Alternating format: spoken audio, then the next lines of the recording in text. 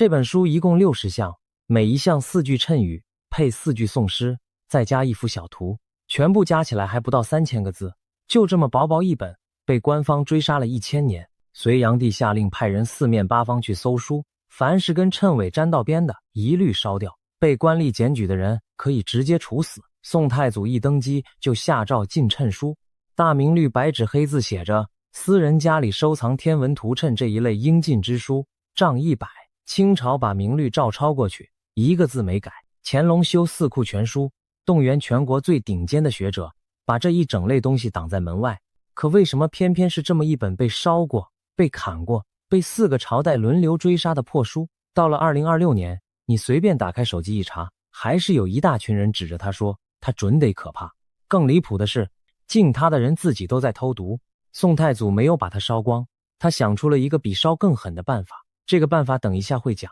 讲完你会发现，今天你手上那一本很可能就是他亲手做出来的。明朝的皇帝一边立法抓人，一边在宫里留着抄本；清朝的文人一边骂这是妖书惑众，一边在书页边上密密麻麻写批注。一本书被官方追杀1000年还没死透，这件事本身就不正常。所以它到底是谁写的？如果真是唐朝那2位大人物写的，为什么唐朝自己的官方书目里翻不到？如果是后人一批一批伪造出来的，那他为什么还这么准？而最可怕的是，历代那些皇帝真正害怕的，到底是不是他准？今天这一支我们不做考据，推背图第53项我们先前专门做过一支，不赘述。今天要换一个角度，把它当成另一种东西来看。想象一下，你走进一间庙，摇出一支签，签上那4句话，没有写你的名字，没有写日期，没有写地点。可是庙口那位解签的先生一开口，你整个背都凉了，句句都在讲你。推背图就是这样一本东西，全世界最大的一本签诗簿，60支签，一发行就是1300年，每一个朝代都派人来解。我们今天要说的是，真正让这本书变准的那个人，从头到尾都不是唐朝那2位，而是每一代站在签筒旁边的那位解签先生。顺带一提，这个签筒后来还会反过来咬人，咬死的还不止一个。先把时间轴拉到最前面，要看懂这个老签筒，得先看他出生之前的世界长什么样子。时间回到大约2000年前的西汉末年，那时候中国的知识界正在流行一种东西，叫做谶纬。谶是预言，纬是拿神秘学去重新解释儒家经典。说白了，就是一套官方认证的解签系统。你要当皇帝，光有兵不够，还得有一张天上发下来的证明。问题是天上不发证明，所以只好自己印。第一个把这一招玩到极致的人叫王莽。汉书的王莽传里记得清清楚楚，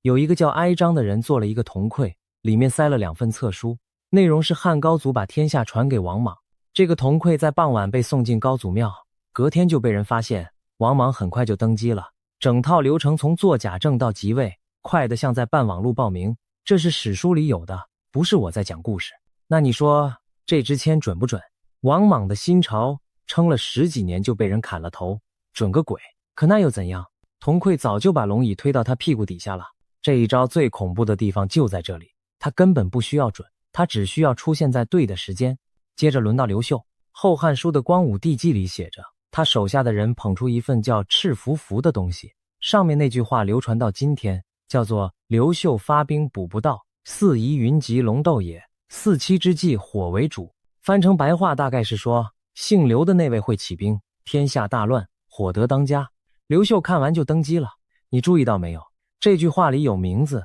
有动作，有结局，唯独没有日期。这是我们今天整支影片最重要的一个零件，先记住它，等一下会反复用到。更绝的是，当时叫刘秀的不止一个。王莽身边那位国师本名刘歆，后来改名叫刘秀。他为什么改？公开史料能确认的是，他确实改了。至于是不是冲着这句谶语来的，当时的人就是这样传的。结果他改了名，起了兵，眼看着这句谶语就要应在他身上，万万没想到现实反手就是一巴掌，失败自杀。而那个真的当上皇帝的刘秀，本来根本没把这句话放在心上。同一支签，2个人抢着解，一个解到皇位，一个解到坟墓。第一批事后解签先就这样正式上岗了，而且开张第1天就收了一条人命。刘秀当上皇帝以后，做了一件影响很大的事，他把图谶正式颁行天下，变成官方文件。从此谶纬不是民间迷信，是国家标准教材。你要当公务员，得会这一套。整个东汉200年，这套系统越长越大，大到后面的皇帝开始害怕，因为道理很简单，你能用它上位，别人就能用它把你拉下来。一套可以任意解读的预言系统，握在谁手上，谁就有发言权。到了这一步，它已经不是书了，它是武器。时间往后推500多年，来到隋朝，隋书的荆棘志里留下一段冷冰冰的记载。隋炀帝即位以后，派人四面八方去搜，天下书籍只要跟谶纬有牵连的，一律烧掉，被官吏检举的人处死。注意，这个处死不是罚钱，不是充军，是死。一个皇帝要对一批书下这种手，只有一个理由，他知道这批书真的能杀人，他自己就是在这套系统里长大的，他太清楚了。可是隋炀帝万万没想到，他烧得越凶，这东西传得越快。大业11年，也就是615年，出了一件事。隋书里记着，有一个方士叫安家陀，跑去跟隋炀帝说，将来会有一个姓李的人当天子，建议把天下姓李的通通杀掉。隋炀帝当然不可能真的杀光全国姓李的，但他挑了一个下手。被挑中的那位叫李浑，是开国功臣李牧的儿子，一起被办的还有他的侄子李敏。理由之一是李敏的小名叫弘儿，而当时流传的谶语里刚好有一个弘字。就这样，李浑这一家连坐被杀的有30几口。隋炀帝杀完，心里踏实了，他觉得自己把老天爷的剧本改掉了。然而哪知道现实再次反转，3年后隋朝亡了。接手的那个人姓李，叫李渊，是隋炀帝的表亲。当时人就在太原，官做得好好的，一根汗毛都没被动到。这是多么讽刺的一个结局。你说这支签准不准？太准了，姓李的果然当了天子。可你再想一秒，这支签到底帮了谁？他没有帮隋炀帝防到李渊，他只帮他杀了30几个无辜的人，还顺便把功臣集团吓跑一半。而同一时期还有另一支签在民间传，内容讲的是讨李子，这3个字被解成李，然后一个叫李密的人真的相信了，真的起兵了，真的差一点就成了。他最后失败，可是他点起的那把火，把隋朝烧垮了一半，一句没头没尾的儿歌烧掉了半个帝国。看清楚这个机制了没有？签诗本身一个字都没动，可是他让一个人起兵，让一个皇帝杀人，让一个王朝提前崩掉，最后历史真的照着签诗走了。于是所有人都说，你看好准。但准的原因不是天上有人在写剧本，是地上有一堆人在照着念台词。这是预言的第一种可怕。我们先在这里钉一根钉子，后面还会回来拔它。时间来到618年之后，唐朝开国，我们的2位主角终于要登场了。先讲第一位，李淳风。这位不是江湖术士，他是唐朝的正牌高级公务员。旧唐书里有他的传官，做到太史令，用今天的话讲，等于是国家天文台台长兼立法局局长，直接对皇帝负责。他的实际列出来吓人，他主持编定的林德历，是唐朝官方用了几十年的历法。他写了一部书叫《以四占》，是中国古代天文战后的重要著作，里面连风力大小怎么分等级都写进去了。他还奉命注解算经实书，也就是唐代国子监数学科的官方教科书，9章算术那一批就在里面。换句话说，这位是替整个国家校订数学课本的人。所以请把脑子里那个披头散发拿着罗盘在山上乱跳的形象删掉。李淳风的真实身份是唐朝科技体系里站在最顶端的那一小撮人。他懂天象，懂数学，懂历法，也懂占卜。因为在那个年代，这几件事本来就归同一个部门管。这一点很关键，因为一个真的懂天文的人最清楚天上到底能不能看出谁要当皇帝。第二位，袁天罡，也写作袁天罡。旧唐书的方济传里有他，益州人，是唐初最有名的相士。最著名的那件事是，他替一个还在襁褓里的婴儿看相，那婴儿被家人裹成男孩的样子。袁天罡看完说，这孩子如果是女的，将来不得了。那个婴儿后来就是武则天。这件事写在旧唐书里是有记载的。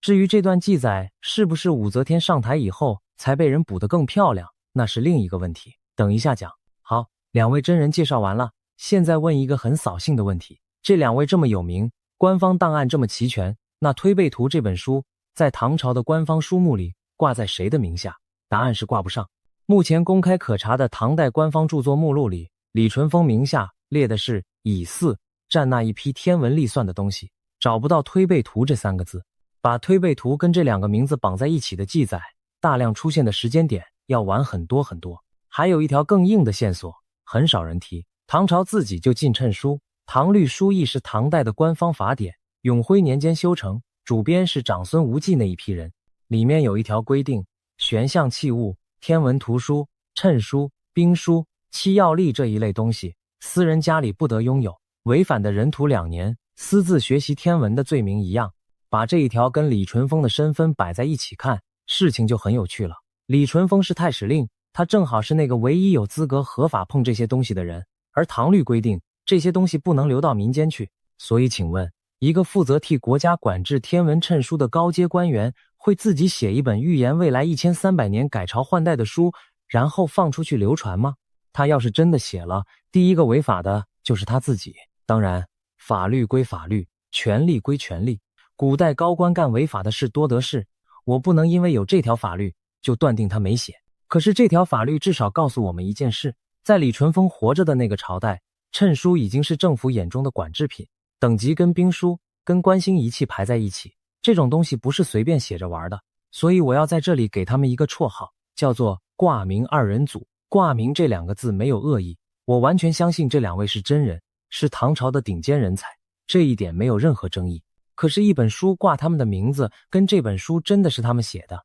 这是2件完全不同的事。挂名二人组最大的贡献可能不是写了什么，而是他们的名字太好用了。一个是国家天文台台长，一个是全国第一神像，这2个名字往封面上一摆，这本书的可信度直接开外挂。你想想看，如果今天有人要伪造一本预言书，他会挂谁的名字？他一定挂最权威、最古老、最不可能跳出来否认的那一个。唐朝离宋朝300年，离明朝700年，离我们1300年，挂名二人组躺在坟墓里，永远不会发律师函。这就是为什么几乎所有的古代预言书作者栏都是死了很久的名人，姜太公、诸葛亮、刘伯温，一个比一个大牌，一个比一个不会说话。可是挂名二人组还没下班，时间来到贞观22年，也就是648年，唐太宗的晚年。这一年出了一件事，是整个中国预言史上最血腥的一页，而李淳风本人就站在现场。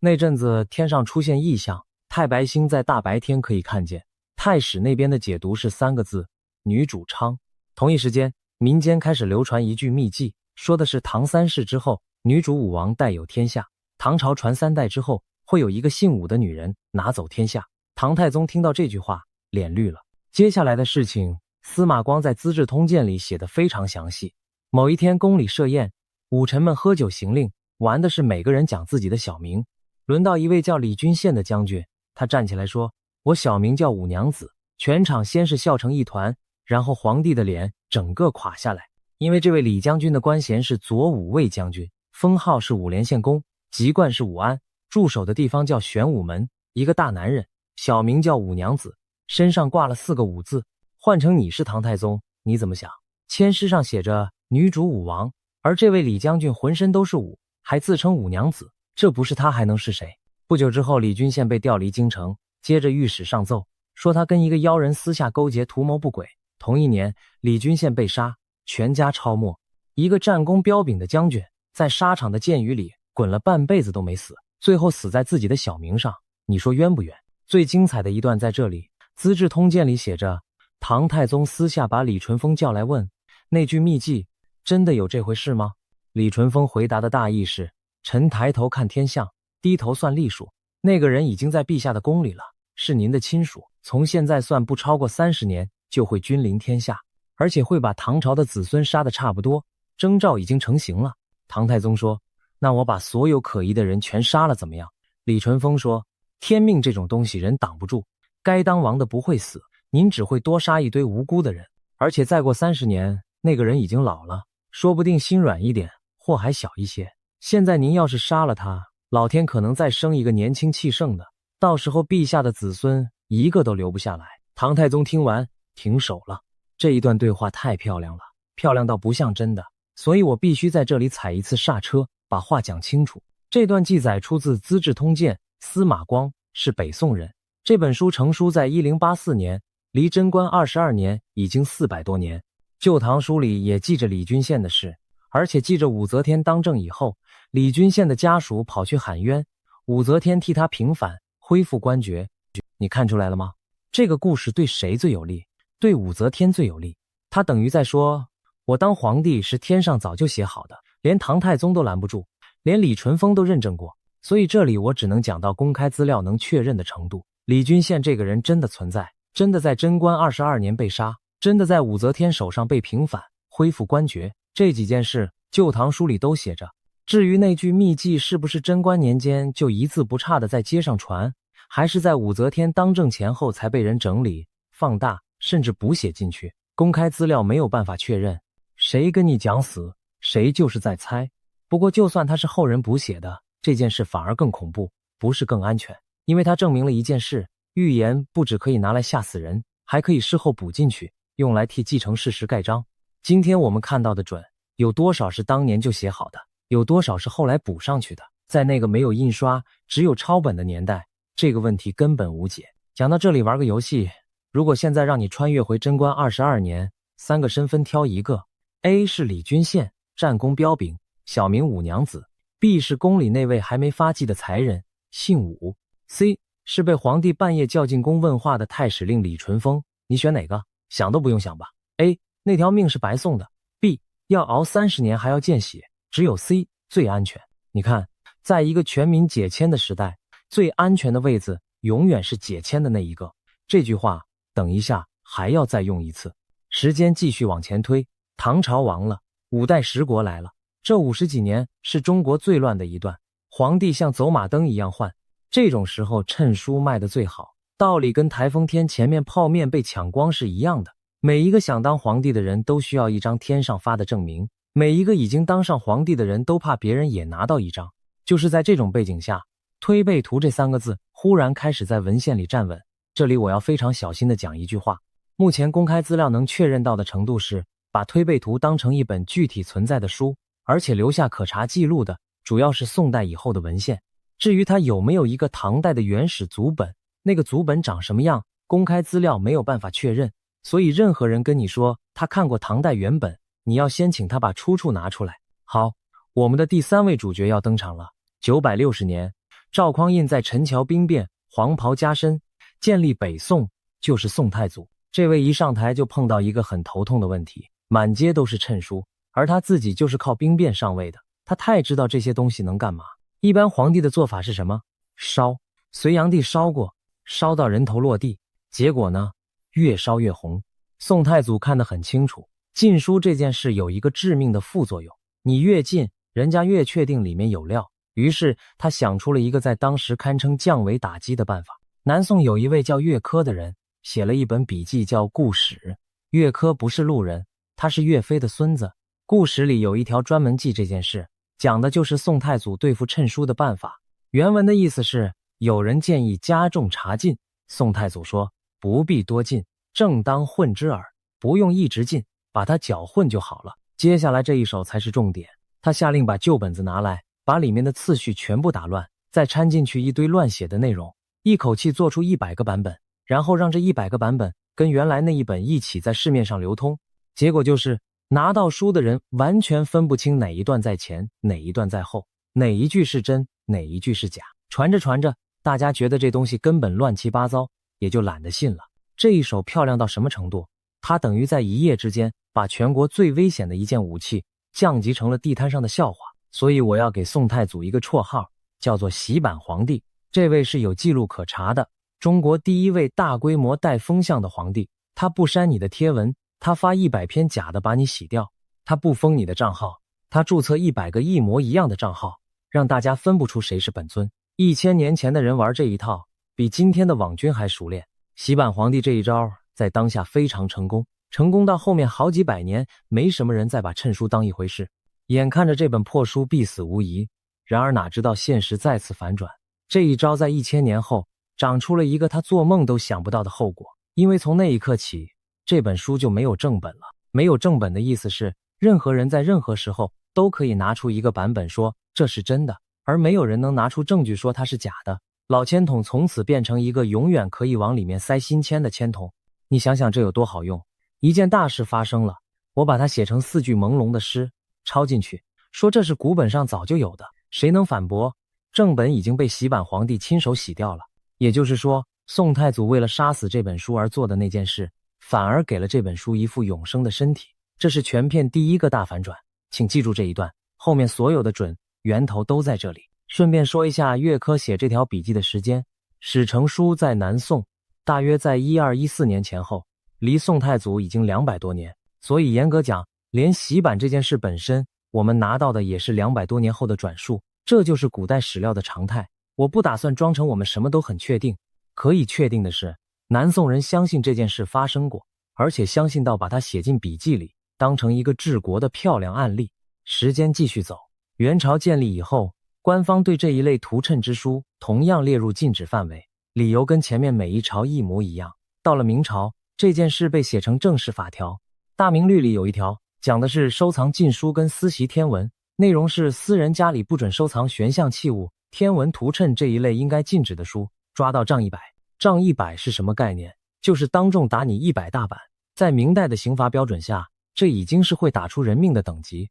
而且注意它禁的内容，悬像器物跟天文图谶是摆在一起的，也就是说，在明朝，你家里放一具观星的仪器，跟你家里放一本预言书是同一条罪。皇帝要垄断的不是迷信，是抬头看天的资格。清朝入关以后，这一条几乎原封不动抄过去。乾隆修四库全书，收书几万种，这一类谶伪的东西被挡在门外。官方的态度非常一致，从隋炀帝到乾隆1200年，换了不知道几个民族几个王朝，只有这件事没变过。现在把这条时间线摊开来看一次，隋炀帝烧书处死，洗版皇帝混淆稀释，元朝列禁，明律杖100，清律照抄，四库不收。这就是标题里那个被禁1000年的实际内容，不是传说，是一条一条可以查的法条跟记载。而在这1000年里，这本书一次都没有真的死掉。为什么禁不死？因为禁书这件事有一个谁都改不掉的物理定律，禁令本身就是最好的广告。你越说这本书危险，人家越确定里面有真东西。皇帝亲自出手，等于帮这本书写了一句最强的推荐语。这1000年的查禁，与其说是在杀他，不如说是在替他打了1000年的免费广告。时间来到明末清初，这时候老千统身上忽然长出了他最出名的那一件外衣，而且这件外衣上绣的名字到今天还在被人炒。金圣叹1608年生，1661年死，这位是中国文学批评史上的1号人物。他批的《水浒传》《西厢记》到今天还是必读。他死得很惨，卷进哭庙案，被清廷斩首。现在流传最广的那个推背图版本，就是所谓的金圣叹批注本，60项，每一项有谶、有颂、有图，还有一段署名金圣叹的评语。这个本子在清末民初被大量翻印，变成今天几乎所有人手上那一本的祖宗。而这里有一个诚实的问题必须问，那些批注真的是金圣叹写的吗？目前公开资料只能确认到这个程度，金圣叹是真人，生卒年清楚，著作明确。可是把推背图批注归到他名下的那条可靠证据链，在公开资料里是断的。这个本子大量出现在市面上的时间是清末到民国，也就是说，他跟金圣叹之间隔了大约250年的空白。有人主张它是真的，有人主张是托名，目前没有定论。你发现规律了吗？李淳风、袁天罡、金圣叹3个人有一个共同点，都是真人，都很有名，而且都已经死透了。这不是巧合，这是托名这门手艺的标准作业流程。挑一个死人，挑一个大牌，挑一个绝对不会跳出来澄清的。挂名2人组后来还加入了第3位成员，这个社团到今天都还在收人。而且这个社团的成员名单你越看越眼熟。民间流传的预言书里面，烧饼哥挂在刘伯温名下，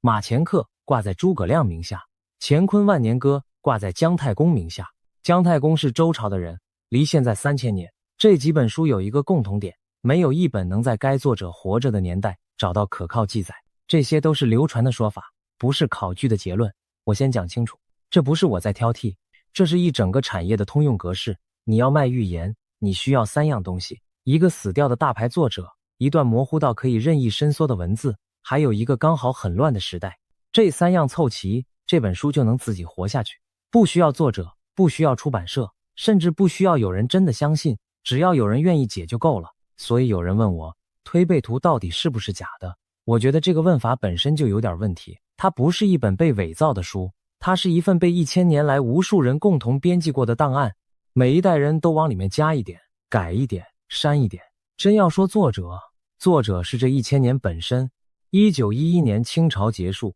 接下来几十年天下大乱，乱世加上现代印刷术，等于老千统的黄金年代。1910到1920年代，各种版本的推背图在坊间大量印行，价格便宜，人人买得起。一本原本要冒着仗义百的风险才敢藏的书，鬼使神差的变成了街边小摊上人人买得起的商品。禁了1000年，最后杀不死他的不是哪位高人，是印刷机。好，现在我们终于可以回答那个真正的问题了。如果它就是后人一层一层堆出来的，为什么还这么准？我要先讲一句可能会得罪很多人的话，它不准，它只是被设计成让你觉得它准，而这个设计比准本身厉害100倍。先看它的物理结构，推背图每一项是4句谶语加4句宋诗，总共8句。这8句话里面没有年份，没有国号，没有人名，没有地名，有的只是意象：一只鸟，一棵树，一轮日，一把弓，一个穿红衣服的人。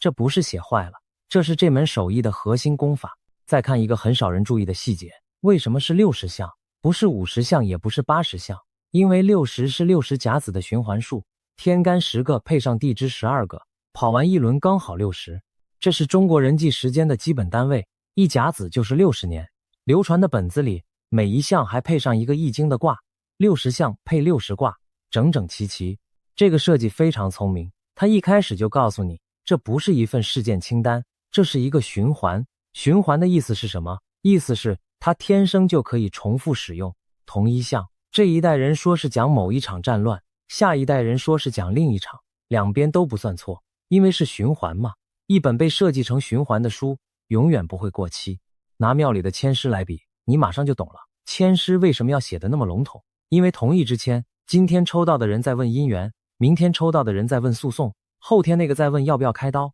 一支签要应付所有人，他就不能把任何一件事讲死。老签统是同一套逻辑，只是他的问卦人不是个人，是整个时代。而且真正厉害的从来不是签，是解签的那个人。你有没有仔细观察过庙口那位先生怎么工作？他第一句话通常不是解签，是先问你，你今天来是要问什么？这一句就把范围缩到1/10了。你说问身体，好，那签上那句枯木逢春讲的就是你的病。你说问生意，好，同一句枯木逢春马上变成资金卡关等着转机。接着他一边讲一边看你的脸，讲到某一句你眼睛动了一下，他就往那个方向多讲2句。讲到某一句你面无表情，他就划过去不再提。整场下来你会觉得他句句命中，因为那些没命中的他早就自己删掉了。这一套在心理学上有一个名字，叫做冷读。它不一定是骗术，很多解签的人是真心诚意的，他们只是在做人脑本来就很擅长的事。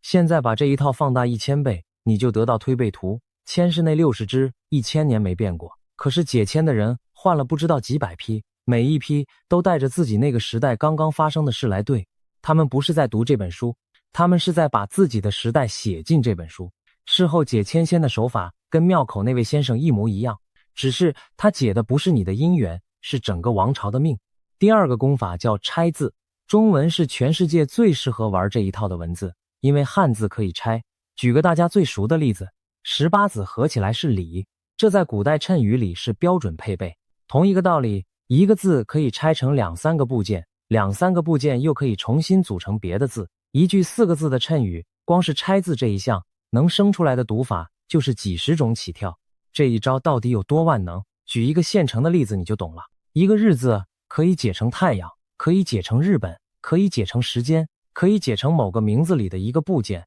还可以跟月合成名，跟一合成蛋。一个字5种读法，一句4个字就是5的4次方，600多种组合，而你只需要其中一种对上，就可以宣布命中。剩下那600多种没人会提。所以事后解签仙的工作到底是什么？不是预测，是配对。历史已经发生了，答案已经印在课本上了，他只要在60支签里面找到一支能对得上的，然后把那几个字拆一拆，绕一绕，套上去。这件事的难度跟你拿着一本成语词典去对今天的新闻标题是同一个等级。而人脑在这种配对游戏里会出现一种近乎作弊的表现。1948年，美国心理学家佛瑞在课堂上做了一个实验，他先让学生做一份人格测验，然后发给每一个人一份所谓的个人分析报告，请他们替准确度打分数，满分5分，学生打出来的平均分数是 4.26 分。接下来佛瑞公布真相，每一个人拿到的报告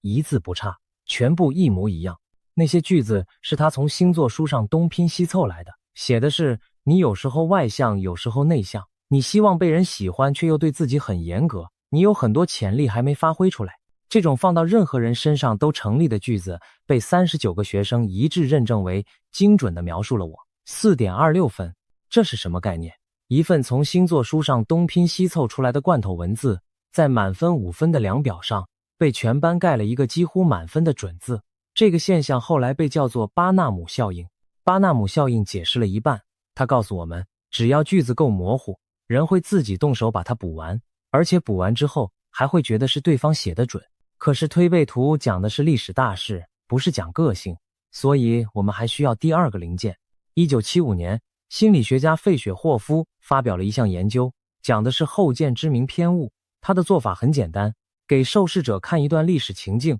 问他们各种结局发生的几率大概多少，然后告诉另一组人真正的结局是什么，再问他们，如果你事先不知道，你会觉得几率多少？结果被告知答案的那一组一致高估了自己原本猜中的几率。翻成白话就是，人只要知道了结局，就会觉得这个结局本来就很明显，我早就看出来了。这是人脑的出场设定，不是笨。所以当你看着一支签，同时脑子里已经装着整部中国史的时候，你根本不可能公平地判断这支签准不准，你会自动把它推向那个你已经知道的答案。讲白一点，你不是在检验这支签，你是在替它作弊，而且你自己完全没发现。第三个零件叫确认偏误。1960年，英国心理学家沃森设计了一个题目，他给受试者3个数字2、4、6，说这一组数字符合某个规则，请你们提出新的数字组合来测试，我会告诉你符不符合。结果大部分人一直提出8、10、12这种递增偶数，一路被告知符合，然后信心满满的宣布规则是连续偶数。真正的规则是什么？只要是递增的3个数字就算，1、2、3符合，5、100、9000也符合。问题出在几乎没有人去测试那些会被否定的组合。人天生只找支持自己的证据，不找推翻自己的证据。这一条放到解签上面就是，事后解签仙这辈子只会告诉你他对上的那几项，绝对不会告诉你他对不上的那几十项。报喜不报忧，这行饭就是这样吃的。现在我们可以来算一笔账了，60支签要涵盖的是从唐朝到今天1300多年，平均一支签负责20几年。而中国这1300年里，改朝换代、政变、外族入侵、大规模战乱，加起来远远不止60次。也就是说，签的数量根本不够用，任何一支签都同时可以套到好几件大事上面。更关键的是命中率的算法。假设你手上有60支签，你在里面挑出10支，说对上了历史，那另外50支呢？事后解签仙的标准答案是，那些是还没发生的，或者那些是隐喻更深的。你注意到没有？这套系统在设计上就不可能出错，对上了叫准，对不上叫时候未到。这已经不是预言了，这是一个写死在规则里的无敌 bug， 怎么打都掉不了血。一个永远不会错的东西，在科学上有一个名字，叫做无法否证。这是它最大的特征，也是它最大的破绽。还有一个更狠的问题，版本。前面说过，洗版皇帝把正本洗掉了，从那之后，每一次抄写都是一次改写的机会。而抄写这件事在古代是常态，一本书要活下来就得一直被抄。抄的人是谁？很可能就是那个时代最热衷解签的人。他抄到一半，发现某一项跟他刚刚经历的大事很像，顺手把字改得更像一点。这需要恶意吗？不需要。他真心觉得自己是在还原真相。版本这件事到底乱到什么程度？目前公开资料能确认的是，流传下来的抄本跟印本不止一种，而且项的数目对不上，顺序对不上，图跟文字的搭配也对不上。有的本子是60项，有的本子还多出几项。你把2个不同的版本摆在一起，同一个编号讲的根本不是同一件事。所以当有人跟你说第几项预言了什么的时候，你可以先问一句，你讲的是哪一个版本的第几项？这个问题杀伤力极大，因为一旦承认版本不止一种，那所谓的原文就不存在了，没有原文，就没有可以验证的对象，整场争论从这里就结束了。到了网络时代，这件事又加了一层。现在你在网络上看到的推背图图文，很多是后来重新绘制、重新排版，甚至重新翻译过的，有的加了现代注解，有的把图换成电脑绘图，有的干脆把某几项的顺序调过。洗版皇帝当年做100个版本，要动用整个官方的印制系统，今天一个人一台电脑，一个晚上就能生出第101个。来，现在让你选一个。 A 是清末书坊翻印的本子， B 是民国年间重新排版的本子， C 是上个礼拜某个账号重新绘图，顺便配上白话翻译的本子。3本摊在你面前，你挑得出哪一本离所谓的原本最近吗？挑不出来，因为它们长得一样理直气壮，所以你手上那一本经过几代人的手，没有人知道。而经过越多手的版本，前半部一定越准，因为前半部讲的是已经发生的事。这里就出现了一个任何人都可以自己动手验证的现象，也是整支影片最实用的一句话：老千统的准确度跟时间是反比的，越靠近过去越清楚，越靠近未来越模糊。你去看任何一个流传版本的解读，前面几十项讲唐宋元明清，讲的有名有姓有年代，一环扣一环，可是一走到近代，语言就开始飘了，到了未发生的部分，只剩下天下大同、四海一家、圣人出这一类句子。一本真的能看见未来的书会长成这个形状吗？一个真的看得见未来的人会在最重要的地方写得最模糊吗？换个角度讲会更清楚。如果挂名二人组真的在唐朝就看见了未来，他们写下来的东西应该长什么样？应该是可以被否证的具体资讯。某年某月某地会发生某事，死多少人，这种写法只要错一次就完蛋，可是只要对一次，全世界都得跪下来。而老千统从头到尾一句这种话都没有，这不是他的失误，这是他能活1000年的原因。所有写死的预言都会在某一天到期，然后被打脸。你看诺查丹马斯1555年出版的那本预言集，写的是好几百首4行诗，同样没有明确年代，同样是意象堆砌，同样被后人一代一代对号入座。400多年过去，那一整套4行诗到今天还在被解读，机制跟推背图一模一样，只是换了一种语言。两个文明隔了半个地球，互相不认识，却长出一模一样的产品。这件事本身比预言准不准有趣多了，它说明这种东西不是某个天才的灵感，是一种被市场筛选出来的最佳解。够模糊才能活得久，活得久才会被抄，被抄才会越来越准。这是一套非常完美的演化。讲到这里，我想给你一个可以自己动手的测试法。下次你在网络上看到有人说推背图第几项预言了什么，你只要问3个问题。第一，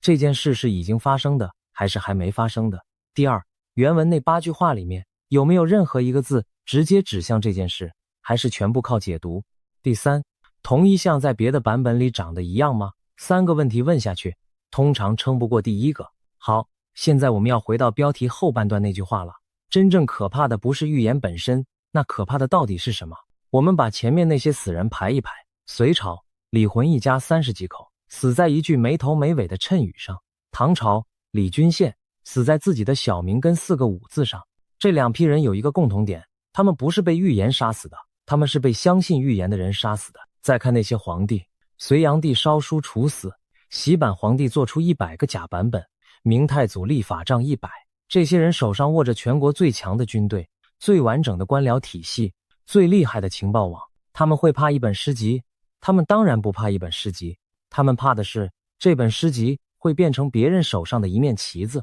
你要造反，光说我想当皇帝，没有人跟你走。可是你要说古书上早就写了天命在我，那就完全不一样了。这就是为什么历代皇帝都要进谶书，他们进的不是预测未来的能力，他们进的是替造反盖章的权利。老千统真正的功能从来不是看见未来，是替现在正在发生的事发一张出生证明。所以洗版皇帝那一手，你现在再看一次，就会发现他有多聪明。他不跟你辩论这本书准不准，那是书家的打法，他直接做100个版本，让真假不可辨。从那一刻起，任何人拿出这本书说天命在我，旁边马上就有人问，你这一本是第几版啊？一句话武器就变成了废铁。这是1000年前的资讯战教科书。还有预言的第3种可怕，这种最安静也最难察觉。前面2种是它让人动手杀人，让人起兵造反。第3种正好相反，它让人不动。你想想看，如果你真的相信一切都写好了，那你今天做的每一个决定还有什么意义？该来的会来，该走的会走。这种想法在绝望的时候特别好用，因为它可以把所有的责任都推给天，可是它同时也把所有的可能性一起关掉了。李淳风在《资治通鉴》里那句话，天命这种东西人挡不住，听起来很有智慧，可是换一个角度看，那也是一句最省事的话。而历代皇帝进谶书进的都是第1种跟第2种，第3种从来没有人进，因为对统治者来说，一群相信一切都是命的人是最好管的。这一点我不多讲，你可以自己想。而事后解签仙这个行业到今天不但没有消失，还升级了。以前要抄书，要刻板，要冒着涨100的风险，现在只要一只手机，把几张截图排一排，配上一段音乐，就可以告诉几百万人某一项在讲什么。而演算法喜欢什么？喜欢惊悚，喜欢确定，喜欢有人拍胸脯讲死。你有没有注意过一件事？网络上那些解签的内容，讲到过去的部分都讲得斩钉截铁，讲到未来的部分就开始用可能、或许、恐怕。这不是他们谨慎，这是这套系统的物理极限。他们跟1000年前那些解签的人拿的是同一套工具，那套工具本来就只能往回看。还有一件事我觉得很值得想，你有没有发现每一次社会不安的时候，这一类东西就会回来。5代十国最乱的时候，谶书最红；清末民初最乱的时候，印的最多。2026年的现在，你打开手机也一样，这不是巧合。人在看不清未来的时候，会宁可要一个可怕的答案，也不要没有答案。老千统卖的从来不是预言，是确定感。讲到这里，我要说一句公道话，我不觉得推背图是垃圾，恰恰相反，我觉得它是一份极其珍贵的东西，只是它珍贵的地方跟大家想的不一样。它是一份长达1000年的集体心理记录，每一代人往里面塞进去的都是那个时代最深的恐惧跟最想要的结局。你把历代的解读摆在一起看，看到的不是未来，是一部我们自己的焦虑史。而且你会发现一个规律，这只是我的观察，不是考据，你听听就好。乱世的人解出来的重点是谁能结束乱世，改朝换代的年代解出来的重点是谁才是正统，近代的人解出来的重点是国家会不会亡。签没有变，变的是抽签的人在怕什么。这件事我觉得比任何预言都准。说到这里，那个书名的来历也可以讲了。流传的本子里最后一项的宋诗写着万万千千说不尽，不如推背去归休。据说推背图这3个字就是从这里来的，意思大概是讲不完了，我推你的背，你回去休息吧。这句话出现在流传本的最后一页，是这本书留给所有读者的最后一句话。这句话有意思的地方在于，他其实是在劝退，他在说别问了，问不完的，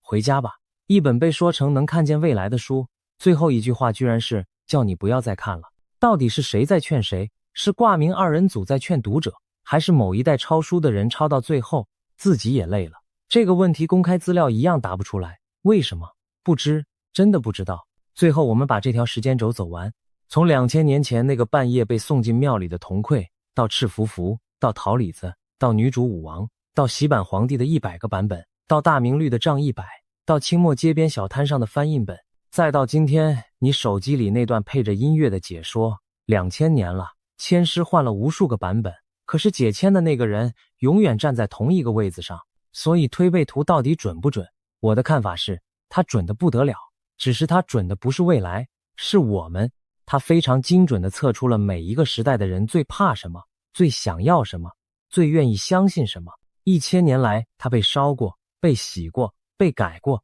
被印过，可它一次都没有真的死掉，因为需要它的从来不是天上那一位，是我们自己。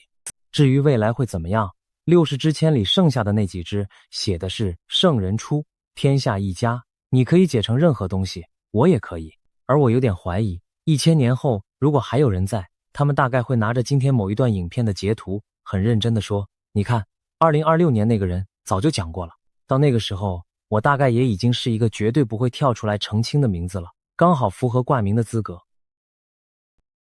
这个波兰男人到底说过什么？他又凭什么敢在整整1年之前就把手指稳稳地按在2月28日这个点上。而更让人不安的是，他口中那个被围成圆圈的岛屿，那个被战火点明的东方，到底是不是我们此刻脚下这一片土地？这个问题恐怕值得我们每一个人静下心来好好的想一想。要理解捷可夫斯基的分量，我们得先弄清楚他到底是个什么样的人。他不是那种躲在深山里靠着几句模糊诗句糊弄世人的江湖术士。在波兰，这个名字早就家喻户晓，而他最初出名的方式，说出来你可能会愣上一下，他是靠帮警察找人出名的。过去这许多年里，波兰各地不断有家庭在孩子失踪、亲人离奇消失，警方束手无策的时候找上了这个男人。他们把失踪者用过的衣物、戴过的手表、摸过的照片一件一件放到他的手里，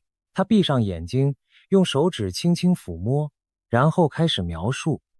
那个人此刻身在什么样的地方，周围有什么样的树，什么样的房子，是生还是死。这种能力在西方有一个专门的说法，叫做触物感应。而让警方一次又一次回头去找他的原因其实很简单，他确实找到过人，确实帮忙破过案。早在2003年，他就登上过波兰的电视节目，在全国观众的镜头前公开展示这种能力，几乎是一夕之间全国皆知。我们可以想象那样的场景，一个焦急的母亲在孩子失踪了许多天之后，走投无路，抱着最后一丝希望，把孩子最爱的一件小外套递到这个男人的手里。他闭上眼，沉默许久，然后开口说出一个方向：一条河，一片林子，一栋看起来废弃的屋子。而有些时候，警方顺着这些破碎的线索找过去，竟然真的有所发现。正是这一次又一次说不清道不明的灵验，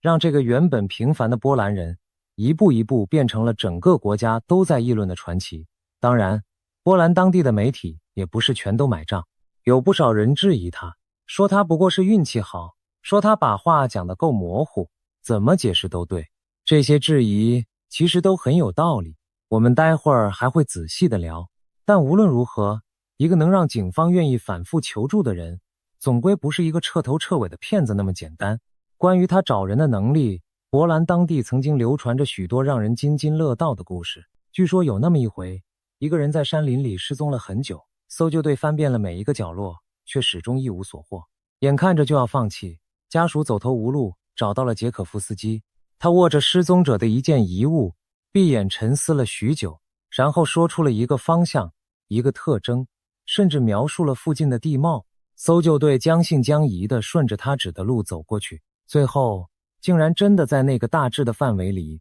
有了结果。这样的故事在他的经历里并不是孤立。当然，我们无从一一去核实每一个细节的真伪，也许其中不乏被人加油添醋的成分，但这些故事之所以能够流传这么久，本身就说明了在许多波兰人的心里，这个男人的能力早已不是一句简单的骗术就能够打发得了的。如果只是帮忙找人，那他顶多算是个奇人。真正让他走向国际，走进我们今天这个话题的，是他后来把目光从一个个具体的失踪者慢慢转向了整个世界的命运。他开了自己的频道，开始在直播里谈论地缘政治，谈论战争与和平，谈论那些大国之间看不见的角力。每一次他坐在镜头前闭眼开口，线上都有将近2万人同时屏住呼吸，安静聆听。你能想象吗？2万个来自世界各地的人在同一个时刻盯着荧幕，等着一个闭着眼睛的男人告诉他们这个世界接下来会走向何方。这本身就已经是这个焦虑时代最生动的一个注脚。人们为什么如此渴望预言？因为我们对未来实在是太不安了。如果你曾经看过捷可夫斯基的直播，你会被那种氛围深深攫住。画面里没有华丽的布景，没有炫目的特效，就只是一个寻常的男人坐在一张寻常的桌子前。他常常会拿起一张纸，或者只是闭上眼睛，把手轻轻按在额头上，然后陷入一阵长长的沉默。那沉默有时长得让人以为讯号断了。接着他会皱起眉头，像是在极力辨认什么遥远而模糊的东西，断断续续地把脑海里浮现的画面一点一点地说出来。他说得很慢很吃力，仿佛那些画面是要费尽全身的力气才能从某个深不见底的地方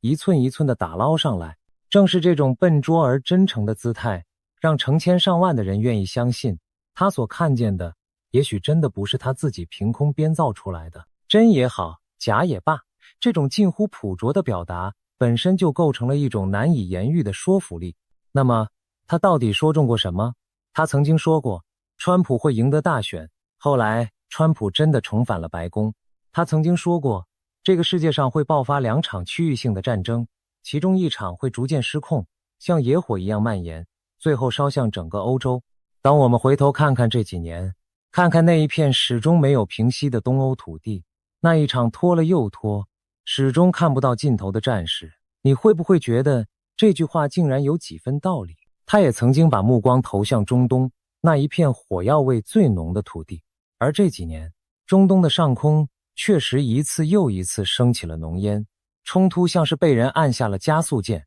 一触即发。他甚至在那场席卷全球的大疫情之初，就隐隐觉得那背后恐怕不只是一场单纯的流行病，而像是被某种更大的东西所裹挟。当这一桩桩一件件摆在我们面前，你会不会也和我一样，后背悄悄沁出了一层冷汗？让我们把他关于战争的那一段预言再看得仔细一些。早在那一场席卷东欧的大战爆发之前，捷可夫斯基就曾经隐隐地提到过，那一片土地将会陷入长久的动荡与流血。而当战事真的爆发，并且如他所说的那样，一年又一年的拖延下去，迟迟看不到和平的曙光时，许多人才后知后觉地想起了他当初的那些话。他还说过一句更让人心惊的话，他说这2场燃烧在不同大陆上的战火，最终有可能彼此牵动，把越来越多的国家一步一步地卷入这个巨大的漩涡之中。当我们环顾今天的世界，东欧的战事未歇，中东的冲突又起，东亚的海面上那个圆圈还在悄悄收紧，你会不会觉得这个世界似乎正一步一步地滑向他当年所描述的那个危险的方向？这种感觉才是最让人在深夜里辗转难眠的。当然，我们必须诚实，捷可夫斯基不是神，他也错过，而且错得不少。有细心的人翻出他过去的记录，发现他有时候前后矛盾，这一次说某一场战争会失控蔓延，下一次又改口说是另一场，2种说法根本没有办法同时成立。他自己也很少主动提起那些没有应验的预测，这其实是所有预言家的通病，说中的被无限放大，说错的被悄悄遗忘。久而久之，一个并不完美的预测者就在众人的口耳相传里被镀上了一层神的光环。所以我们今天的态度非常清楚，不神话也不嘲笑，我们只是把它摊在阳光底下，一项一项的看，看那些说中的，也看那些落空的，然后把最后的判断交还到各位自己的心里，这才是面对一切预言最该有的清醒。好，现在让我们把镜头拉回到那个最核心的画面。2月28日，还有那个被围成圆圈的岛屿。捷可夫斯基在描述他的意象时，用的并不是什么军事术语，他不懂什么叫做封锁线，什么叫做禁航区。他只是说，他看见海面上出现了很多很多的船，它们不是杂乱无章的散开，而是有秩序地一艘接着一艘，绕着中间那一块陆地慢慢地排成了一个环。他说那个环越收越紧，岛上的人想出去出不去，外面的东西想进来进不来，整座岛就像被一只无形的大手轻轻地攥在了掌心里。他反复强调着一个词，圆圈，一个完整的闭合的让人喘不过气来的圆圈。如果你对这几年东亚的局势稍有留意，听到这一段描述，恐怕很难再保持平静，因为这个圆圈，这个环根本不是什么虚无缥缈的幻觉，它有一个我们早就听过无数次的名字，封锁。就在2022年，当时那场围绕着这座岛屿的大规模军事演习，对岸一口气划出了7个区域，把整座岛团团围住。西方的智库在事后分析的时候，用的正是环绕这2个字。那些封控的区域恰好就环绕着这座岛最繁忙的航道与空路，向全世界赤裸裸地展示了一种能力，一种可以彻底把这座岛与外界切断的能力。当时甚至有16枚飞弹飞越了岛屿上空，落在了周边的海域，其中有几枚据说几乎是从最重要的那座城市头顶掠过。那一圈一圈的落点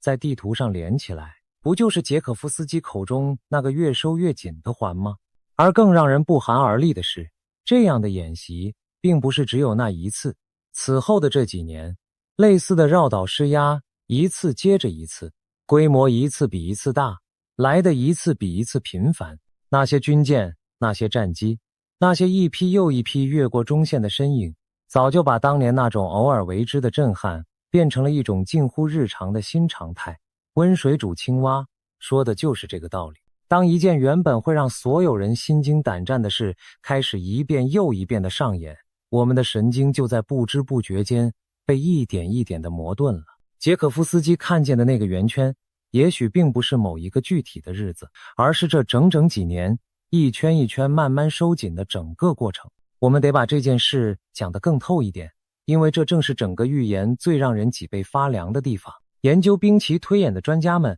早就反复推演过，如果有一天真的要对这座岛动手，最可能的方式未必是我们想象中那种千军万马抢滩登陆的画面。横在中间的那一道海峡，最窄的地方也有110海里宽，要把大军安然送过去，难如登天，代价高到连对岸自己都未必承受得起。所以更阴险也更可能的一步是封锁，是不开一枪就把整座岛围起来，切断它的能源，切断它的粮食，切断它与世界所有的连结，然后静静地等岛上的人在孤立与恐慌之中一天一天的失去信心。这不就是一个圆圈吗？一个不需要流血却足以致命的圆圈。捷可夫斯基，一个从没读过兵书的欧洲通灵者，却用最直白的语言说出了战略专家们心底最深的忧虑。这到底是巧合，还是某种我们无法理解的洞见？我们也不妨想一想，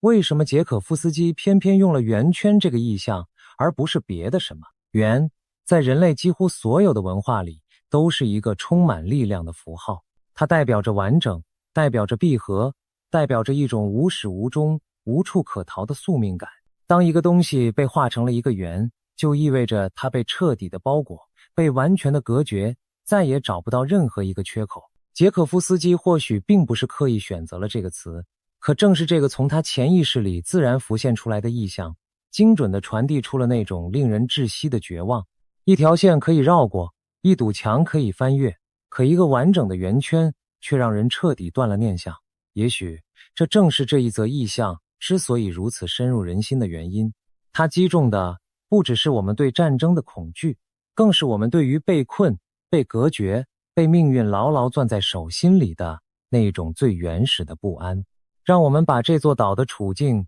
看得再具体一些。这座岛最脆弱的地方究竟在哪里？它的能源绝大部分要靠船只从遥远的地方运来，一旦航道被切断，岛上的灯火还能撑上多少天？它的粮食同样高度依赖进口，超市货架上的东西看似琳琅满目，可真要被围上1个月、2个月，又会是什么光景？更别提那些牵动着全世界神经的晶片工厂，它们是这座岛最珍贵的宝物，是全球科技的命脉所系，却也可能因此成为别人眼中最想牢牢掌控的猎物。捷可夫斯基或许看不懂这些复杂的产业链，可他看见的那个环，那个把一切都困在里面的圆圈，却精准地击中了这座岛最深的软肋。当一个地方，它的呼吸，它的心跳，它的血脉，全都系于外面那几条看不见的线，那么把那几条线围起来，剪断，本身就是一种最无声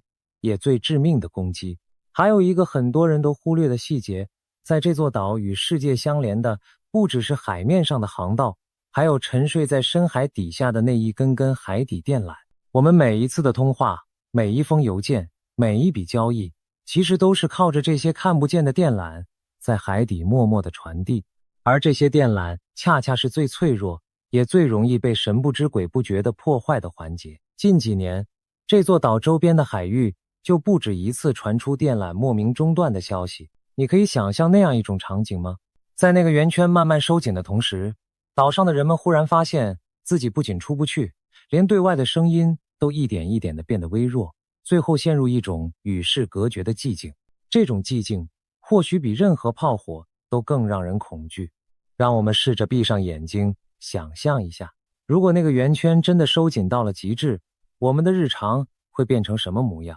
清晨，你打开水龙头，水还在流，可你的心里已经开始盘算，这样的日子还能持续多久？你走进超市，货架上的泡面、罐头、白米开始一格一格地空下去，人们的脸上写着一种强压着的焦虑。加油站前排起了看不到尽头的长龙，手机的讯号时有时无，提款机前人群开始骚动。这不是电影里才会出现的场景，这是一个被围困的社会最真实也最残酷的样子。捷可夫斯基看见的那个圆圈，一旦落到我们每一个人的头上，就是这样一幕又一幕具体而微的煎熬。而封锁这种手段最狠毒的地方，其实不在于物资的匮乏，而在于它对人心的消磨。炮火再猛烈，也总有停下来的一刻，可围困却是一种漫长的不见血的凌迟。他要的不是把你一击打倒，而是要你在日复一日的等待与绝望里，自己放弃希望，自己交出信心。这也是为什么许多研究都认为，真正决定一场围困成败的，从来不是城墙有多高，粮仓有多满，而是被围的那些人心里的那一口气能不能撑得住。捷可夫斯基那个越收越紧的圆圈，圈住的其实不只是一座岛，更是一场关于意志的残酷考验。更让人感到一种宿命般凉意的是，用预言的方式诉说这座岛命运的，其实远远不止捷可夫斯基一个西方人。在我们自己的文化里，在那些流传了几百年甚至上千年的古老谶语当中，早就有人用一种隐晦而苍凉的笔调描绘过这一片土地的结束，这让整件事蒙上了一层更深也更难以言说的神秘色彩。在一些古老的寓言诗篇里，这座海上的岛屿被赋予了一个很美的称呼——金鳌。传说中，这一只浮在海面上的巨鳌承载着某种正统，屹立不倒。可就在描绘它繁华安稳的同时，那些古老的句子却又笔锋一转，说出了铁鸟凌空、东南尽毁这样令人心惊的画面。铁鸟在古人的眼中，或许就是那些从天而降的飞行器，东南恰好就是这座岛所在的方位。你看，一个是21世纪的欧洲通灵者，一个是尘封在故纸堆里的东方谶语，他们竟然跨越了几百年的时光，跨越了千万里的距离，指向了同一片海域，同一种劫难。这种东西方预言的遥相呼应，究竟是纯属偶然，还是冥冥之中真有某种我们无法参透的天意？当然，这些古老的谶语向来都是最容易被人牵强附会的东西，他们写得极其隐晦，怎么解都能自圆其说。同一句话，100个人来读，可能读出100种截然不同的意思。所以我们今天提起他们，并不是要吓唬各位，说什么结束已定，在劫难逃。恰恰相反，我们想说的是，从古至今，人类就一直生活在对未来的恐惧与想象之中。每一个动荡的年代都会有它的预言，都会有它的谶语，而真正决定我们命运的，从来就不是那些写在纸上或藏在意象里的句子，而是我们此时此刻一个一个活生生的人所做出的每一个选择。那么2月28日这个日期又是怎么一回事儿？我们必须很小心地把话说清楚，避免造成任何不必要的恐慌。捷可夫斯基在1年之前点出这个日子，说那是一个转折，一个东方战火被点燃的节点。而当2026年的2月底真的到来，我们回头去看那一段时间的东亚，看到的究竟是什么？是持续升温的紧张，是一轮又一轮绕着岛屿的施压，是海面上剑拔弩张的对峙，是各国政要一句话就能引爆的口水与角力。在日本那一边，因为领导人一句关于是否介入台海的表态，惹得对岸勃然大怒，演出取消了，军舰在海上僵持了，连贸易上的合作都冻结了。整个区域就像一锅烧到快要沸腾的水，只差一颗火星。捷可夫斯基口中的那一场战火，究竟是已经以我们没有完全看懂的方式悄悄点燃，还是正悬在那个日子之后的某一个时刻等着落下？这是一个没有人敢轻易回答的问题。我们必须强调，我们并不是在说那一天真的爆发了一场血流成河的战争，事实远比这要复杂，也要幽微。真正可怕的恰恰不是那种轰轰烈烈的宣战，而是那种在灰色地带里一点一点渗透，一寸一寸进逼的压力。今天多一架战机，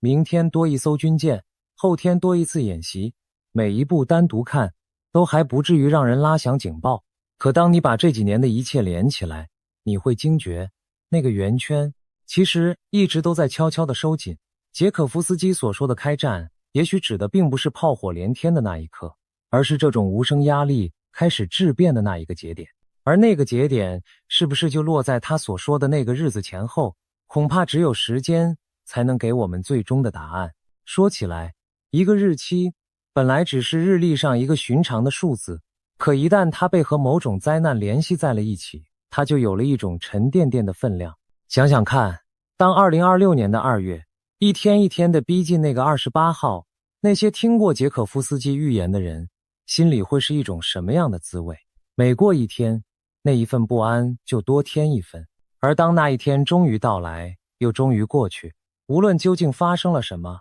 或者表面上什么都没有发生，那种悬在半空中的心情恐怕都久久难以平复。这就是预言最折磨人的地方，它把一个原本无形的恐惧硬生生钉死在了一个具体的坐标上，让你不得不日夜与它对视。也正因为如此，我们才更要学会不被一个日期绑架了我们的整个生活。日子还是要一天一天地过，饭还是要一顿一顿地吃，该爱的人还是要趁着当下好好的去爱。有意思的是，捷可夫斯基对这一场东方的危机还有一段更长远也更耐人寻味的描述。他说，这一场围绕着大国与岛屿的冲突最终不会演变成一发不可收拾的世界末日。他有一种强烈的感觉，这场紧张的局面会在2029年前后被某一种力量按下暂停键。而按下这个暂停键的，出乎许多人的意料，并不是我们常常挂在嘴边的那个北方大国，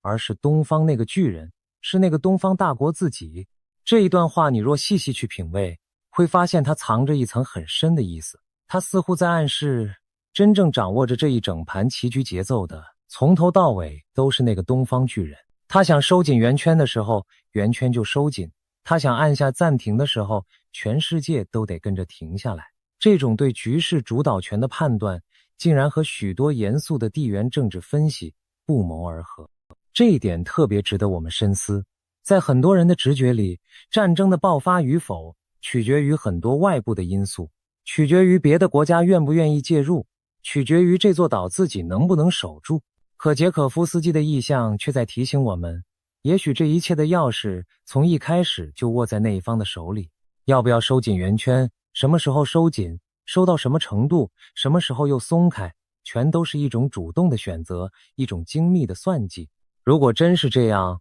那么对这座岛上的人来说，最重要的功课或许不是去猜测那个确切的日子，而是去理解究竟是什么样的因素会让那一只手选择收紧，又是什么样的力量能让那一只手选择松开。看懂了这一层，我们才不至于在漫天的预言里彻底迷失了方向。我们不妨把时间的坐标再往外放大一些，看看捷可夫斯基的意象究竟是落在一个什么样的真实背景之上。这几年，关于那座岛屿的命运，早就已经不是一个通灵者在孤零零地说，西方的军事将领白纸黑字地写下过对冲突年份的判断，无数的智库用一场又一场的兵棋推演，反复计算着各种可能的结局。而2027年这个数字被一次又一次的郑重提起，因为那一年恰好是对岸军队一个重要的建军节点，也恰好是那位领导人一个任期的节点。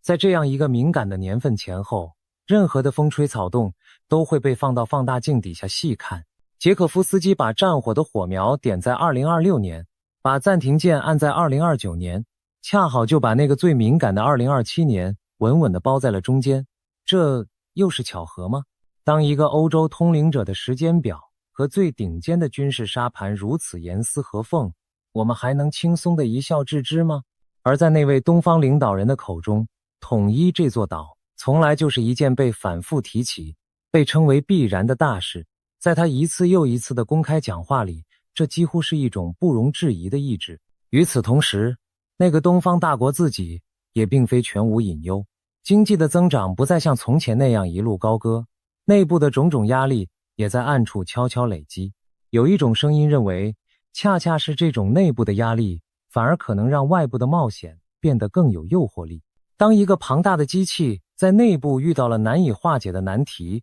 把民众的目光引向一个外部的目标，把内部的矛盾转化为一种共同对外的情绪，这在历史上并不是什么新鲜的剧本。捷可夫斯基那个越收越紧的圆圈，会不会正是这样一种内外交织的复杂压力，最终在海面上投下的影子？而在这一整盘棋局里，还有一个谁也绕不开的角色，那就是海洋另一端那个超级强权。这座岛的命运很大程度上取决于一旦那个圆圈真的收紧，那个远方的强权究竟会不会出手，会以什么样的方式出手，又愿意为此付出多大的代价。有人说他一定会来，因为这座岛对他太过重要，也有人说他未必会来，或者来的没有那么坚决，因为介入一场如此规模的冲突，代价实在太过沉重。这一种深不见底的不确定，恰恰是这一片海域最危险的地方，因为所有的算计，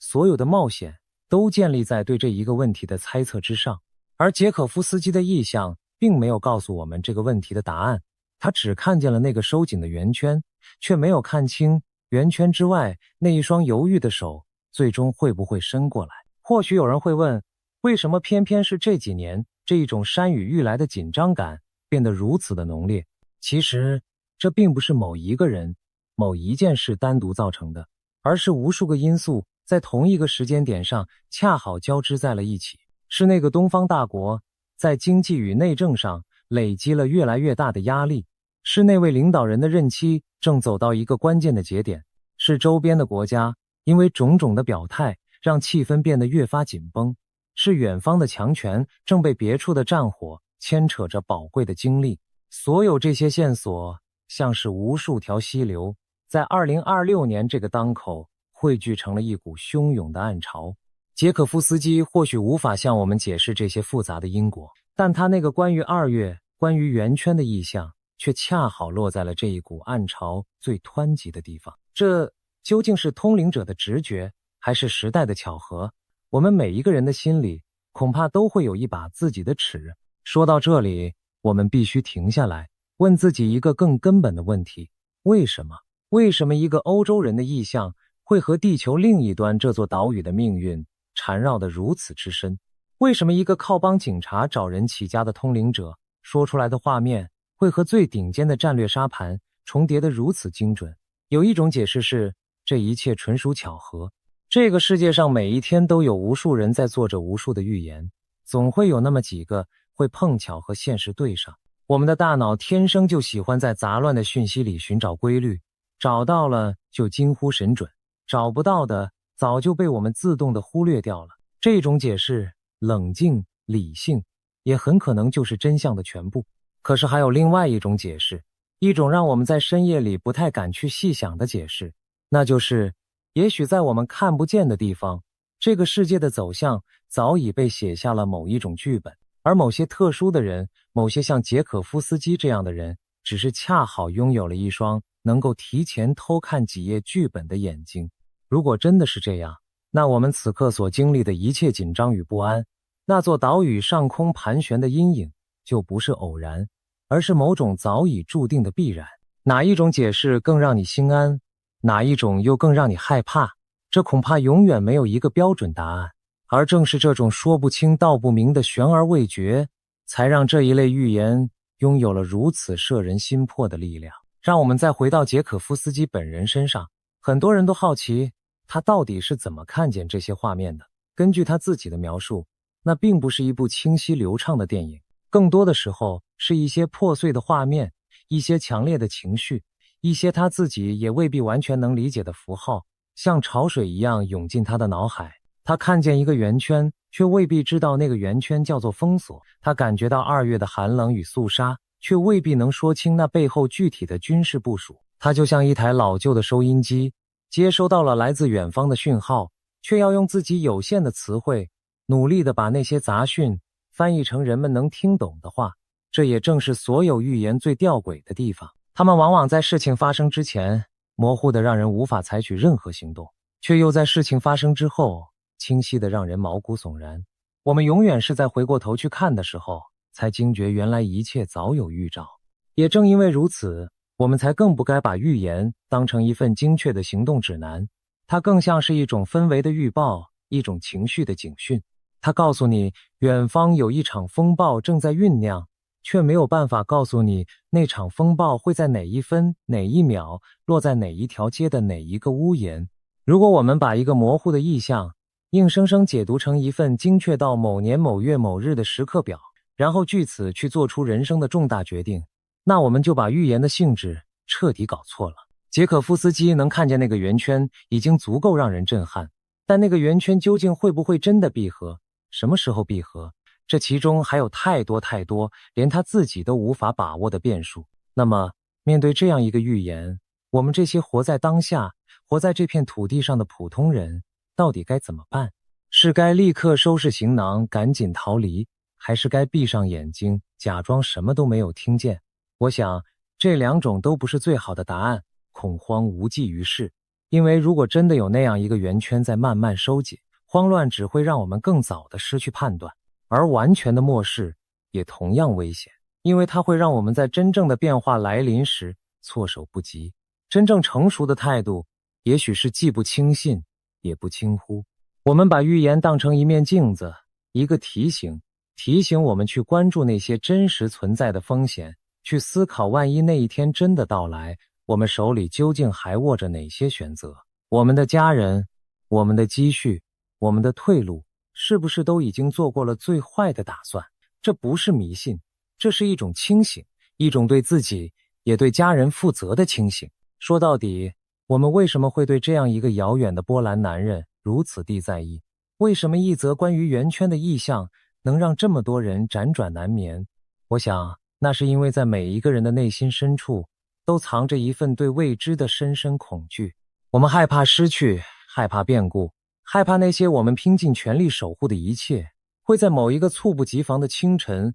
轰然崩塌。而预言恰好给了我们一种虚幻的掌控感，仿佛只要提前知道了那个日期，我们就能做点什么，就能逃过那一劫。可是各位有没有想过，这一种对确定性的执着本身也是一种枷锁。真正的从容或许并不是来自于知道明天会发生什么，而是来自于一种笃定，一种无论明天发生什么我都有勇气去面对的笃定。这一份笃定才是任何预言任何意象都无法给予也无法夺走的。我们也常常在想，做这样一档节目，把这些沉重的预言一次又一次地摊开来讲，意义究竟在哪里？后来我们渐渐明白了，我们想做的从来就不是散播恐惧，也不是叫卖焦虑，我们想做的是陪着各位在这个资讯纷杂人心惶惶的时代，一起用一种既不回避也不盲从的态度去凝视那些笼罩在我们头顶的阴影，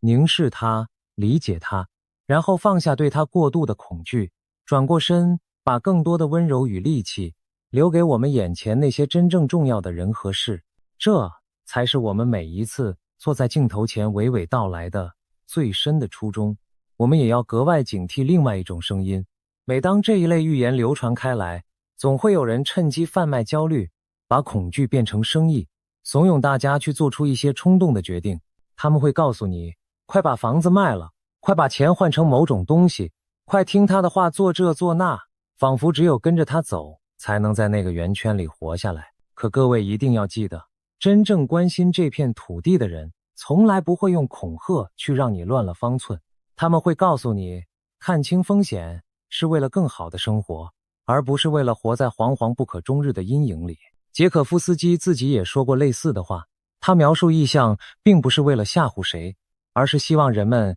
能够有所准备。准备这两个字才是所有预言真正的价值所在。它不是要来夺走我们的希望，而是要我们在希望之外也为自己留下一分清醒，一分余地，让我们把视野再往上拉高一层。捷可夫斯基所描绘的那个圆圈其实不只是一座岛屿的命运，它更像是这个动荡时代的一个缩影。我们正生活在一个旧秩序不断崩解，新秩序却尚未成型的年代。东欧的战火还在燃烧，中东的浓烟尚未散去，而东亚的这一片海域又悬着一柄看不见的利剑。大国之间的每一次试探，每一次角力，都牵动着我们这些小人物的日常。我们或许无力去改变那张大棋盘上的走向，但我们至少可以选择用什么样的心态去面对这个充满不确定的世界。是被恐惧牵着鼻子走，还是在认清了现实之后，依然努力地把眼前的日子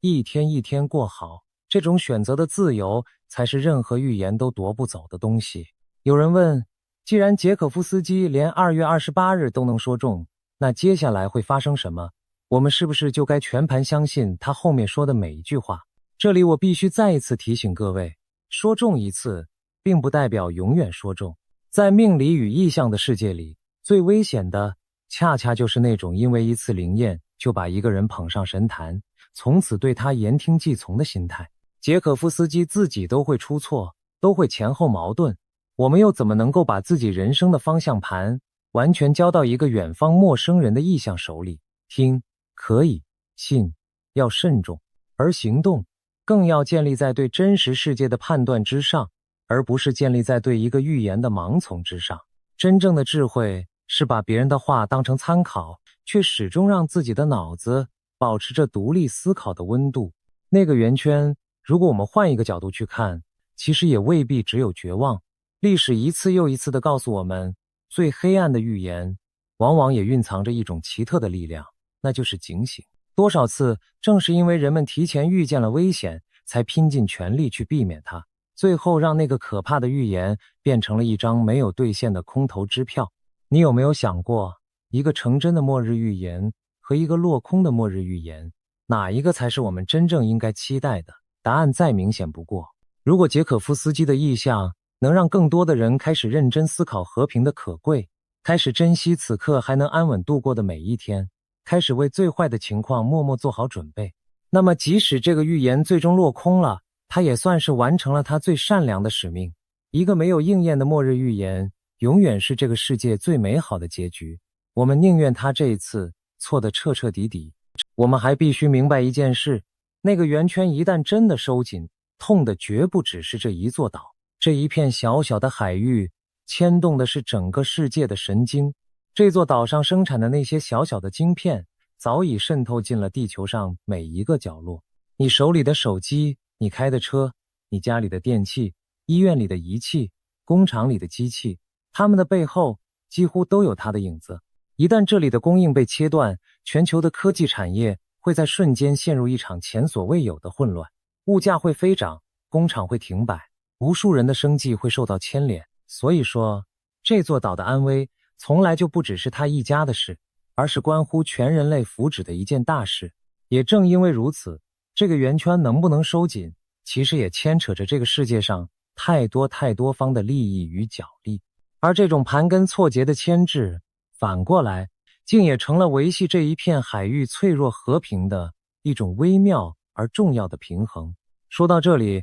我们也不得不提一个很现实的隐忧，那就是当战争的预言一年又一年的被人反复提起，说了这么多次，却始终没有真正降临的时候，人们心里那一根紧绷的弦反而会慢慢的松懈下来。这就是那个古老的狼来了的故事，喊得多了，听的人便不再当真。可最危险的恰恰就是这一种麻木，因为真正的危机往往就是在所有人都以为它不会来的时候，悄无声息的降临。所以捷可夫斯基这一类的预言，它真正的意义或许并不在于那个具体的日期到底准不准，而在于它像一记警钟，时不时的敲响，提醒那些已经习惯了太平日子的我们，千万不要在温柔的安逸里彻底放松了应有的警惕。其实我们每一个人从出生的那一刻起，就注定要活在无尽的不确定之中。我们不知道明天会发生什么，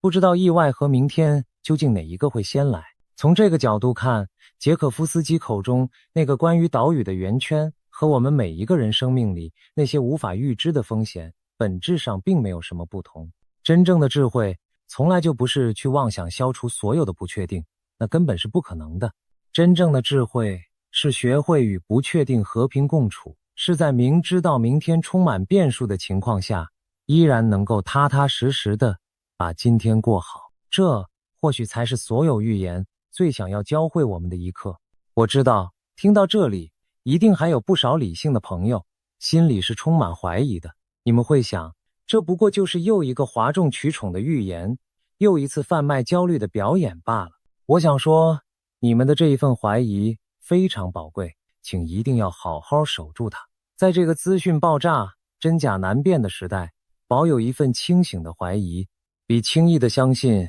要珍贵太多太多。我们做这一期的内容，从头到尾都不是要你们去相信什么，我们只是把一个现象，一个引发了无数人讨论的寓言摊开在你们的面前，连同它背后那些真实存在的地缘局势一起呈现出来。信还是不信，判断的权利永远都牢牢地握在你们自己的手里，这才是我们最想要守护的东西。最后，我还想说一点题外话，这座被预言反复提及的岛屿，其实有着一种非常了不起的韧性。生活在这里的人们，经历过无数的风雨，走过无数的坎坷，却始终保有一种乐观而坚韧的生命力。回望历史，多少一度被认为在劫难逃的危机，最后都因为人们的智慧、勇气和那么一点点的运气，最终化险为夷。预言描绘的是一种可能，却绝不是唯一的结局。只要生活在这一片土地上的人们依然愿意珍惜彼此，依然愿意为和平多尽一分心力，那么那个令人不安的圆圈就永远都有被打破的希望。命运这种东西从来都不是完全写死的，留一分余地给希望，其实也就是留一分余地给我们自己。我们回到最开始的那个画面，2025年的某一天，一个波兰男人在镜头前闭上了眼睛，说出2月28日，说出那个越收越紧的圆圈。1年之后，当这个日子真的到来，当那座岛屿上空的阴影真的变得越来越浓，我们坐在这里回望这一切，心中五味杂陈。我们无法断言他是不是真的看见了未来，我们也无法保证他接下来说的每一句都会成真。但有一件事情是确定的，那就是这个圆圈提醒了我们，我们所珍视的一切，我们习以为常的安稳，我们每天抱怨却又离不开的平凡生活，其实远比我们想象的更加脆弱，也更加珍贵。也许捷可夫斯基真正想告诉我们的，从来就不是那一场冲突具体会在哪一天爆发，他想告诉我们的是，趁着那个圆圈还没有完全闭合，趁着我们还拥有选择的自由，好好的去爱我们身边的人，好好的去过我们眼前的每一天。因为在这个谁也无法预知明天的世界里，能够平平安安的和家人吃上一顿热饭，能够在夜里安安稳稳的睡去，本身就是一种需要我们用心去守护的莫大的幸运。我们常常以为这些平凡的幸福理所当然，可预言就像一记警钟，敲醒我们，原来这一切从来都不是天经地义。一位来自菲律宾的灵媒惊爆惊人讯息，他声称在2026年会发生一连串无法想象的事件，有3位国家领袖将突然倒下，亚洲将有一个国家的半壁江山被洪水吞没。他甚至警告我们千万不要靠近某片海域。此外，世界各地将有7座沉睡的火山相继爆发，让无数人一个接一个的倒下。这些预言听起来仿佛末日场景，然而我们不可掉以轻心的一笑置之，因为在这些骇人的预兆背后，也许隐藏着科学迹象和历史规律。我们将深入探讨这些预言背后的可能原因，看看人类是否正走在灾难的边缘，以及是否还有转圜的余地。首先，我们来梳理一下这位菲律宾灵媒透露的讯息。他预言2026年将是一个血腥之年，用他的话说，就是烈火、洪水与鲜血交织的一年。有趣的是，2026年在东方农历中属于丙午年，俗称火马年。回顾历史，每逢火马年往往多灾多难。上一个丙午年是1966年，那一年中国爆发了文化大革命，越南战争升级，美国发生大规模反战示威，全球局势极其动荡。再上一个火马年是1906年，当年4月，旧金山发生了毁灭性大地震，并引发大火，造成城市严重破坏。同样在那年，清朝爆发排外风潮，俄国出现政治动荡。一些东方命理师认为，火马年五行属火，又逢烈马，是烽火连天之象，预示着不安与动乱。这些巧合听来令人背脊发凉。菲律宾灵媒所说的烈火与鲜血之年，竟与传统命理的火马年不谋而合。这句话听来触目惊心，但细想之下，似乎涵盖了战争、鲜血、自然灾害中的火灾与火山、烈火以及洪水、水的意象。这位灵媒据称是在去年年底透过社交平台发布了他对2026年的预言。在影片中，他神情凝重地描述了未来的种种灾厄，世界将陷入恐惧之中，各种劫难仿佛要同时降临人间。菲律宾灵媒最轰动的一项预言，莫过于3位国家领袖将死这个说法。试想，倘若在同一年内，有3位举足轻重的国家领导人相继遭遇不测，那将在全球政坛掀起何等巨浪？我们不禁要问，是哪3个人国家的领袖？会是自然原因、意外事故，还是政治斗争甚至战争的结果？灵媒并未明确指出姓名或国家，这反而让整件事更添神秘色彩。从当前的世界局势看，有几位世界大国的领导人确实正处在多事之秋。例如，统治着核大国的一位强人，年事已高且传出健康疑云，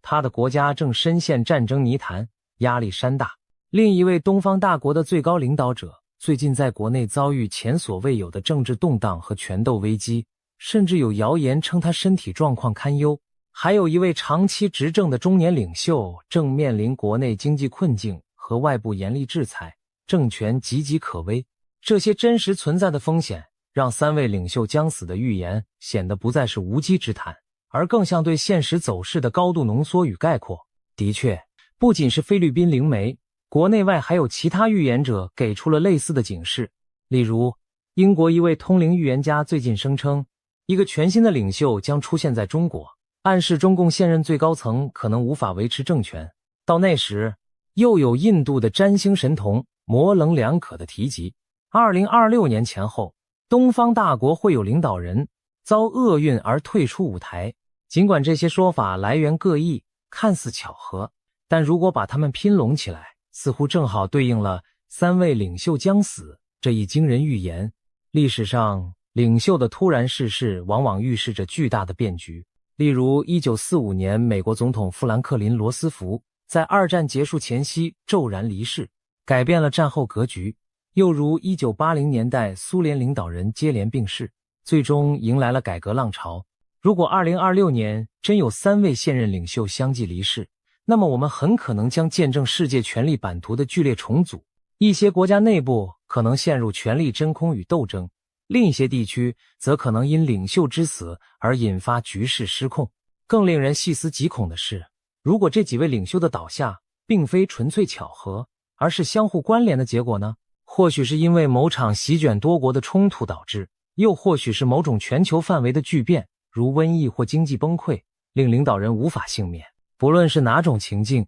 都意味着人类社会的稳定将遭受前所未有的冲击。这位灵媒的预言仿佛在提醒我们，过去习以为常的强权格局可能会在瞬息之间土崩瓦解。灵媒的另一个惊人警告是，亚洲某国半壁江山将被洪水吞没。半壁江山这个词用得非常形象，几乎是整个国家的半个版图都将消失于汪洋之中。这让人立刻联想到圣经里的世界大洪水，也联想到近年来频繁发生的极端暴雨和洪灾场景。我们不禁想问，究竟是哪一个国家如此不幸？会不会就是在2022年曾有1/3国土泡在水里的那个南亚国家，亦或是地势低洼，一旦海平面上升就危在旦夕的某沿海国？亦或这其实是在暗指泱泱大国的一场史无前例的水患？科学家早已提出警告，气候变迁带来的极端天气正在成为新常态。过去几年，从南亚到东亚，我们目睹过千年一遇的暴雨如何在几天内夺走数千条生命，摧毁无数家园。就在去年，一场毁灭性的洪水让巴基斯坦1/3的国土淹没在水中。中国河南、广西等地近年也多次遭遇超历史记录的洪涝灾害。如果将这些趋势继续放大，完全可以想象某个国家遇上前所未有的特大洪水，堤坝溃决，湖泊决口，连片的城市村庄变成泽国，整整半个国家的人不得不背井离乡，四处逃难。当年诺亚方舟的大洪水传说或许并非毫无依据，现代科技文明自信满满，以为早已驯服江河。但假如天降暴雨几十日不止，我们仍然会发现自己是如此渺小脆弱。让人背脊发凉的是，这项洪水预言在东方大国的民间也有似曾相识的传闻。例如，有预言迷指出，中国古老奇书《推背图》中对念1世纪隐约提到水患和动乱。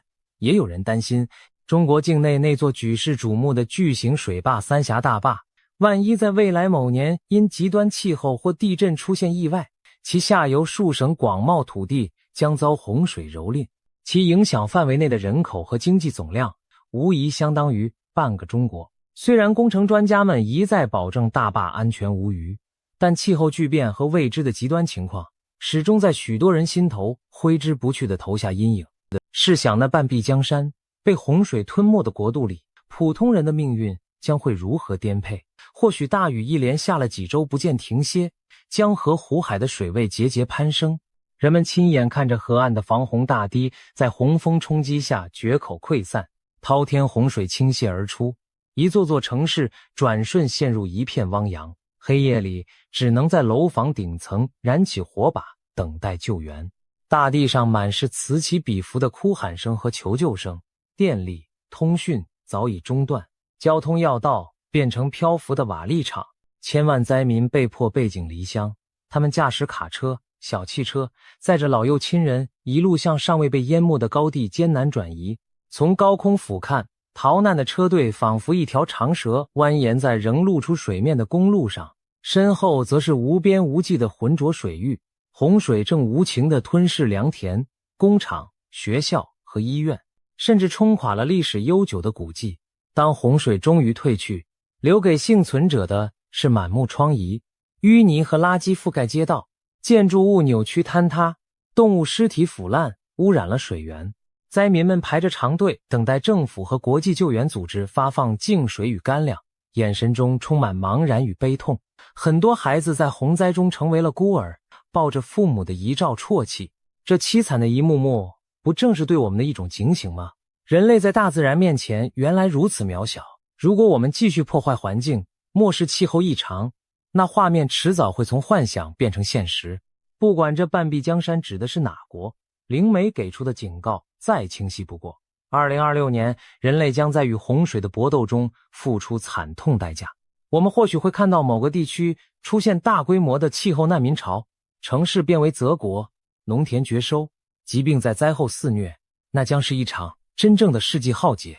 前几年接连不断的洪水灾情也许只是序幕，真正的高潮可能还在后头。千万别靠近那片海域，这是灵媒对公众发出的另一则耐人寻味的忠告。哪片海这么可怕，必须敬而远之。听到这里，有人可能会想到百慕达三角那样的魔鬼海域，但结合前后脉络来看，更可能指的是亚洲未来某个高风险的海上地带。会是菲律宾灵媒对自己国家附近海洋的预感吗？亦或是在暗示整个亚太地区的一片死亡之海？事实上，不论从天灾还是人祸角度，亚洲的海域都潜伏着巨大的风险。一方面，太平洋、火环带、地震、火山活动频繁，海底一旦发生强震，便可能引发可怕的海啸。历史上举世震惊的2004年印度洋大海啸，就是印尼巽他海沟 9.1 级强震引起的，巨浪直扑东南亚和南亚数国海岸，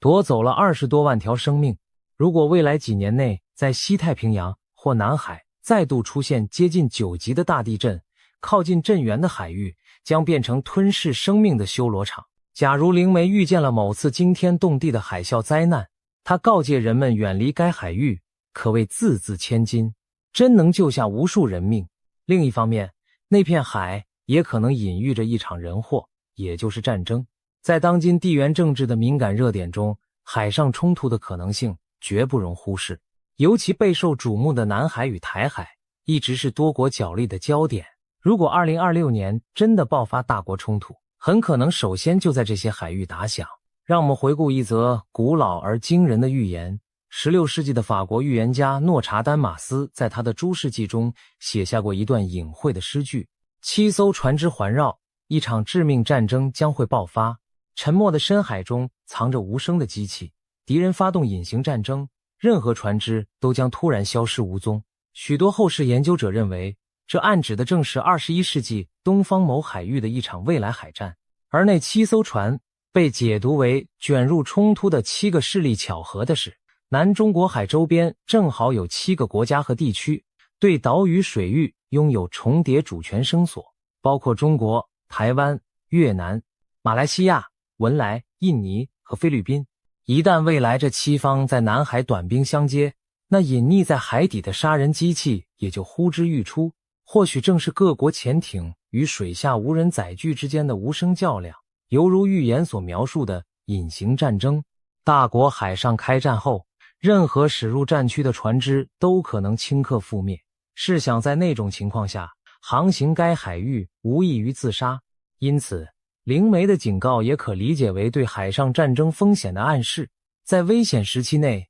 普通人务必要远离那片可能变成修罗战场的大海。无论是天灾还是人祸导致的海洋杀机，别去那片海，这句话都令人不寒而栗。如果能提前知晓哪片海域未来有难，我们理应敬而远之。毕竟，大自然和战争的威力都远非人力所能抗衡，一念之差，也许就是生死两隔。预言中提到的7座火山爆发，人会一个个倒下，营造出一幅世界末日般的图景。我们不禁要问，为何偏偏是7座火山？会是哪7座？它们是在全球各地几乎同时喷发，还是彼此有连锁反应？火山喷发本就是威力巨大的灾变事件，而如果短时间内多座火山接连喷发，后果将难以想象。环顾全球，那些沉睡已久的火山巨兽并非毫无征兆。近年来，有的已开始不安地翻身。科学家一直密切监视着几座可能在不远将来喷发的大型火山，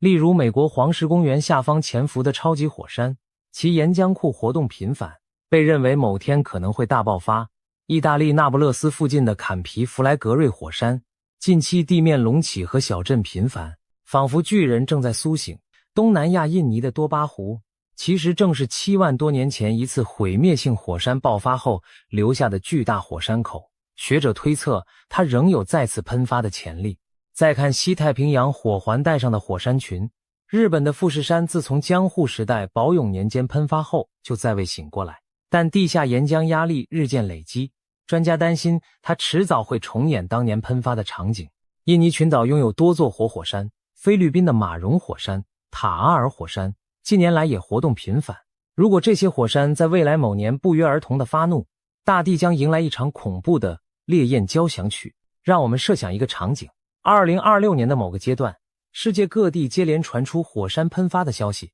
起初是一座火山醒来，接着是第2座、第3座。起先人们或许以为只是巧合，但当喷发的火山数量增加到第7座时，全世界都将陷入恐慌。天空被火山灰遮蔽，太阳光变得暗淡无光，气温开始骤降。科学界有个词叫火山冬天，形容剧烈火山活动喷出的灰烬进入平流层后环绕地球，阻挡阳光，导致全球气候变冷，农作物欠收，甚至引发饥荒与瘟疫。历史上最近一次火山冬天发生在1815年坦博拉火山喷发之后，隔年1816年被称作无夏之年。当年夏天，北半球多地出现了飞雪与霜冻，庄稼大面积欠收，随之而来的是饥饿与瘟疫肆虐。如果7座火山连环爆发，其喷出的火山灰量很可能远超坦博拉，甚至可与远古的多巴巨喷相媲美，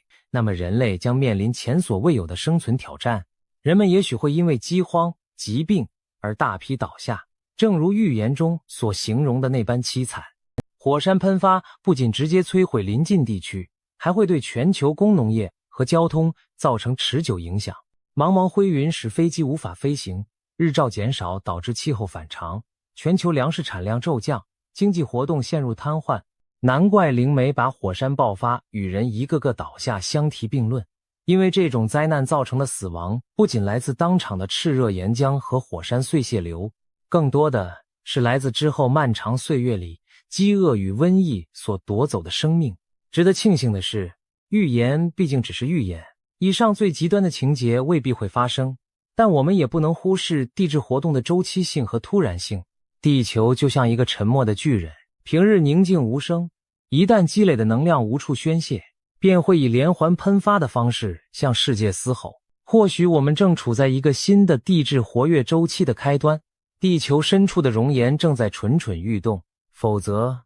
如何解释最近几年环太平洋地区多座长眠的火山重新冒出浓烟与火光呢？在洪水和火山之外，菲律宾灵媒的预言还暗示了其他灾难的降临。他提到了大地震和新一波疫情这样的关键词。其实不需灵媒多言，许多科学家也都在提醒我们，全球几条主要断层带正酝酿着强震的风险。所谓地震空白期越长，未来地震的规模可能越大。2023年初发生在土耳其和叙利亚边境的双震，主震规模高达 7.8 级，正是一记警钟，该地区沉寂已久的断层突然大幅错动，引发破坏性后果。一些地震学家注意到，一旦地球某处发生强震，往往在相隔不远的其他断层带也会在之后几年内接连出现大震，似乎存在某种连锁反应。如今，科学界和民间都在议论着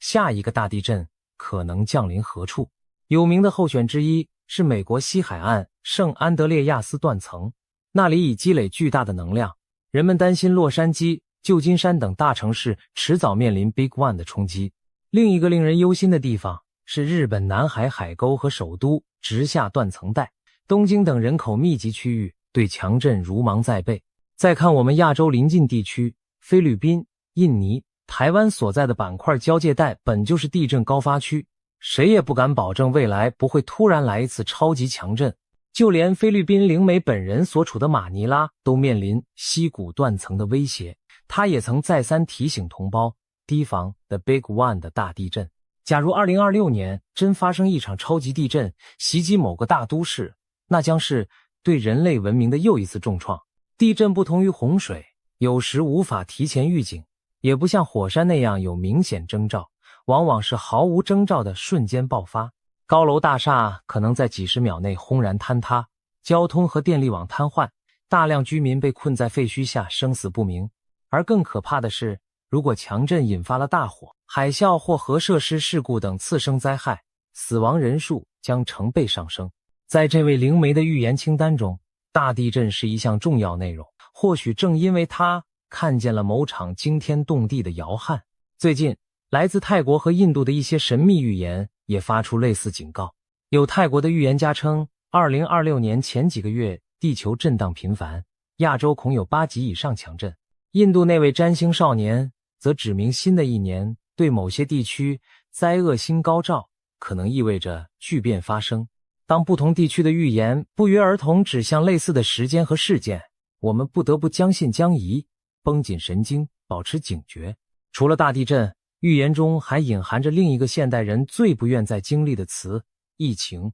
没错，我们才刚从新冠病毒的大流行中走出没多久，谁能想到未来短短几年内可能又有新的瘟疫卷土重来。但菲律宾灵媒确实提及了新的大流行和再度封锁这类字眼。他预言2026年会出现某种致命疾病，迫使各国不得不再次采取封城等严厉措施。这话让所有人背脊发冷，好不容易恢复正常的生活，难道又要被打断？然而环顾现实，这种可能性并非零。学界指出，人类进入21世纪后，新发传染病出现频率在上升，全球化、气候变暖、生态破坏等因素都给病原体创造了便利条件。新冠之后，像猴痘、高致死率的禽流感、尼帕病毒等相继引发过恐慌。世界卫生组织甚至将某种未知但几乎可以肯定会来临的未来疾病称为 X 疾病。所以我们完全有理由担心下一场大流行。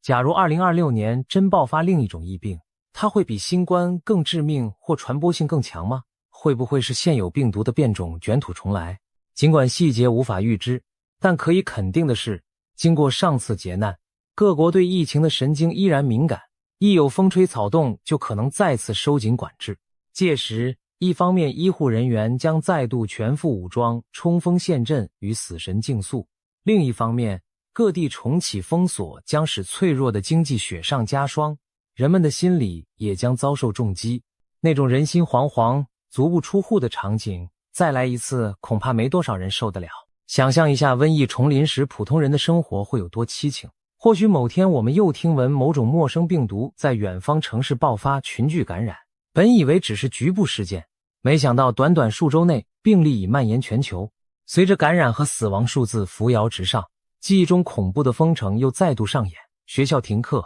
商店关门，办公楼空空荡荡，人们重新戴上厚厚的医用口罩，不敢与外界接触。医院病房和走廊再次挤满了气息奄奄的患者，医护人员疲惫不堪，防护服下的脸庞满是压痕。一些城市的街道重现封控时期的景象，空无一人，只有消毒车穿梭喷洒药剂，原本习以为常的社交活动一夜间消失无踪，人们被迫与亲友隔着屏幕互道平安。而更令人沮丧的是，这次病毒似乎更为凶险，许多壮年人甚至儿童也迅速病重离世，整个社会弥漫着无助与悲痛。我们以为百年一遇的大疫刚过去不久，没想到又陷入新的噩梦，而且看不到尽头。心理学家担忧，如果让全人类在短时间内连续经历2次全球瘟疫，人们将出现集体创伤，普遍的信任感也会进一步崩解。难怪灵媒将2026描述为恐惧之年，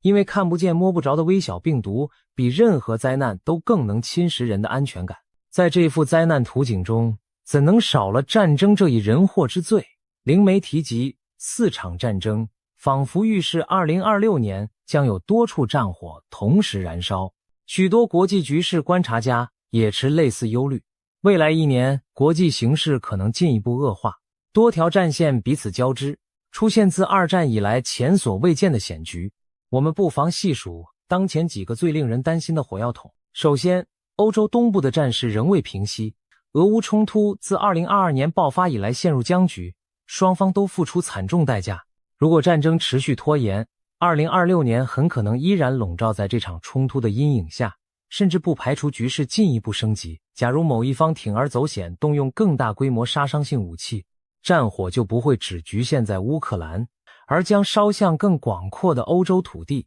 届时北约与俄罗斯直接对峙的风险骤增，第3次世界大战的噩梦也就近在眼前。其次，中东地区依然暗潮涌动。2025年中东爆发的流血冲突，例如某国与极端组织的战斗，虽一度降温，但根源问题远未解决。伊朗核问题、叙利亚内战疑局、也门的地区代理人战争都可能在某个节点突然炸锅。如果伊朗与以色列之间擦枪走火，或某个外部大国插手中东，导致复杂势力平衡被打破，那片土地将再次陷入战火。别忘了，中东战乱从来不只是区域问题，它牵动着全球能源供应和大国博弈格局。4场战争中的1场很可能就指向中东。第三，东亚和西太平洋的局势日益紧绷，尤其台海局势和南海争端几乎成为潜在导火索。一旦台海有任何风吹草动，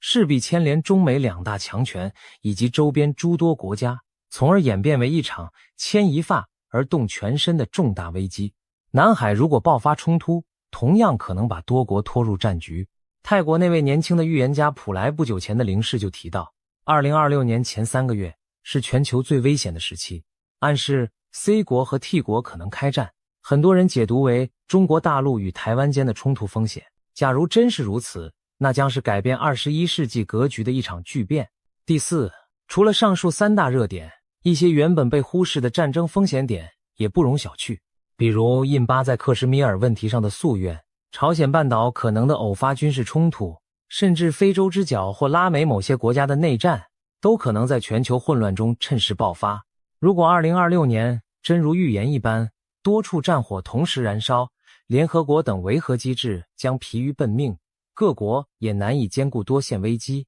国际秩序将面临空前考验。从宏观图景看，这些战争预言指向的正是人类长期积累的矛盾，在2026前后总爆发。诺查丹马斯的诗句里提到7个政权的对峙和西方势力的衰落，现代解读者将其某些句子对应到2026年，认为这是全球冲突升级的关键节点。他的诗中写道，7个月的大战，人们死于邪恶，预示一场历时7个月的全球性大战不可避免。7个月听起来似乎不长，不过半年多，但在现代战争尺度下，已足以毁灭许多文明成果。如果真的爆发世界大战，核武器的阴影势必笼罩整个人类，即便不动用核武，多线开花的常规战争也足以耗尽各国国力与韧性，使全球经济陷入崩溃，社会秩序全面失控。再让我们设身处地想象一下战争阴影笼罩时的生活。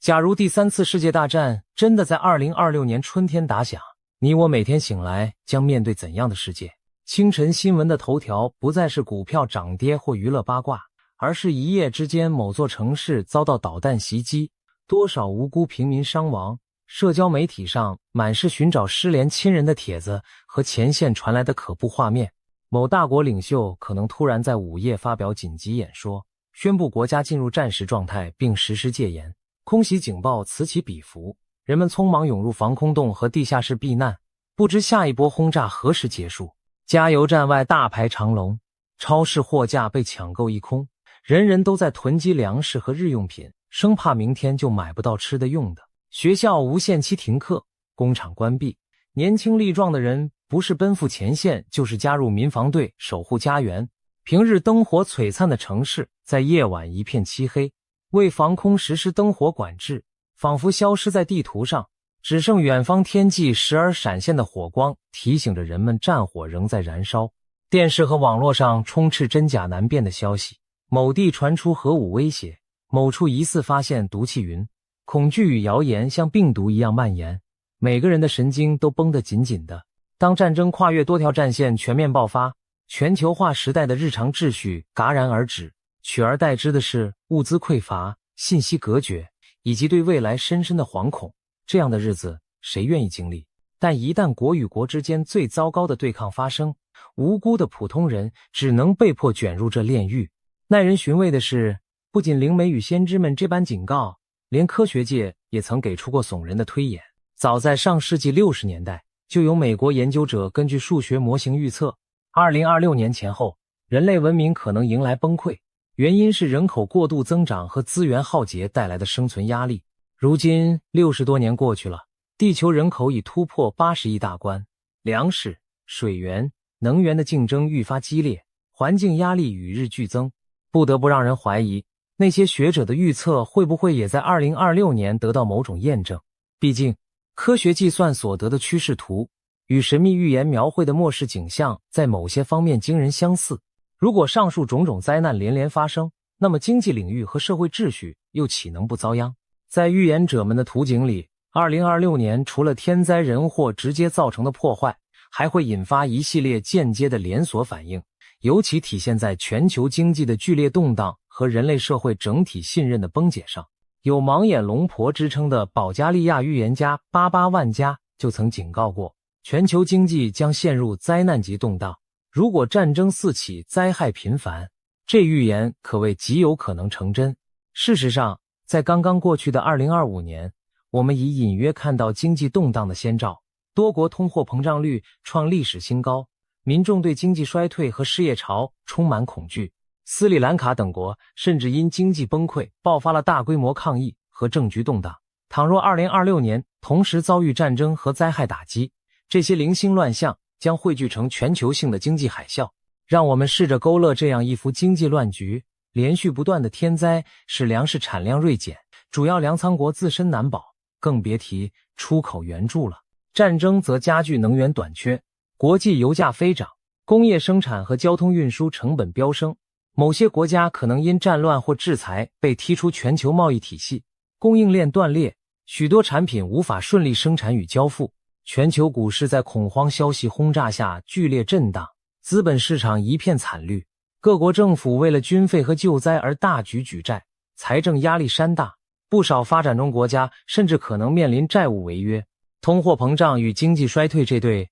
孪生魔鬼同时降临，人们发现手中的钞票一天比一天更不值钱，但工作却越来越难找。一些极端情况下，商品匮乏到即便拎着大把钞票也买不到一条面包。这并非耸人听闻的幻想。历史上每当大规模战争和灾难交织，经济崩溃几乎都如影随形，而经济动荡又将进一步引发社会问题，失业潮、贫富差距拉大、粮食争夺、难民潮等。一些国家的政府可能因此垮台，整个社会陷入无政府状态。这又呼应了前面提到的领袖之死与政局崩解，经济基础的坍塌终将动摇上层建筑，一切环环相扣，构成了预言中那幅混乱黑暗的末世画卷。预言画面里甚至还有更匪夷所思的一幕，有说法称2026年将是科技反扑的一年，灵媒们警告人工智能 AI 可能失控，深度渗透并主宰人类生活各方面，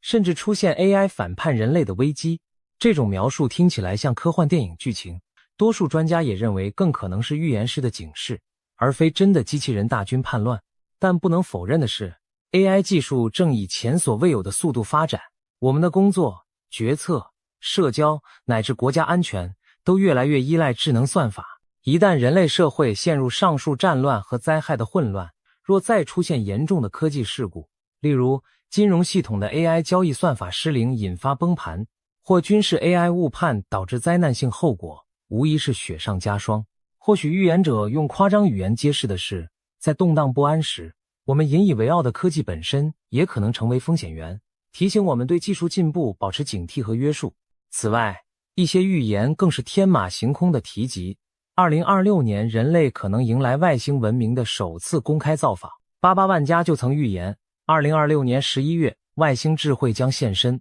人类将与宇宙邻居接触。这听起来近乎荒诞，却仍引起了不少科学界和 UFO 爱好者的讨论。虽然大多数人对此将信将疑，但我们不妨做个假设，假如2026年真有令人信服的外星迹象出现，对当时已经焦头烂额的人类社会来说，又将是如何一番冲击？外星文明的降临本身或许不是灾难，但在人类现有的政治、宗教、社会框架下，其冲击力恐怕不亚于一场心理地震。或许这也是预言者想警示的一点，当我们在内忧外患中苦苦挣扎时，还有可能面对更加不可思议的挑战。如果连这种情况我们都挺过去了，人类才能真正迈入新的阶段。听了这么多骇人预言，我们难免感到压抑甚至绝望。然而预言故事往往是危机与希望并存，一面预示着灾劫，另一面也隐含着对新生的展望。许多预言家在描述浩劫之后都提到了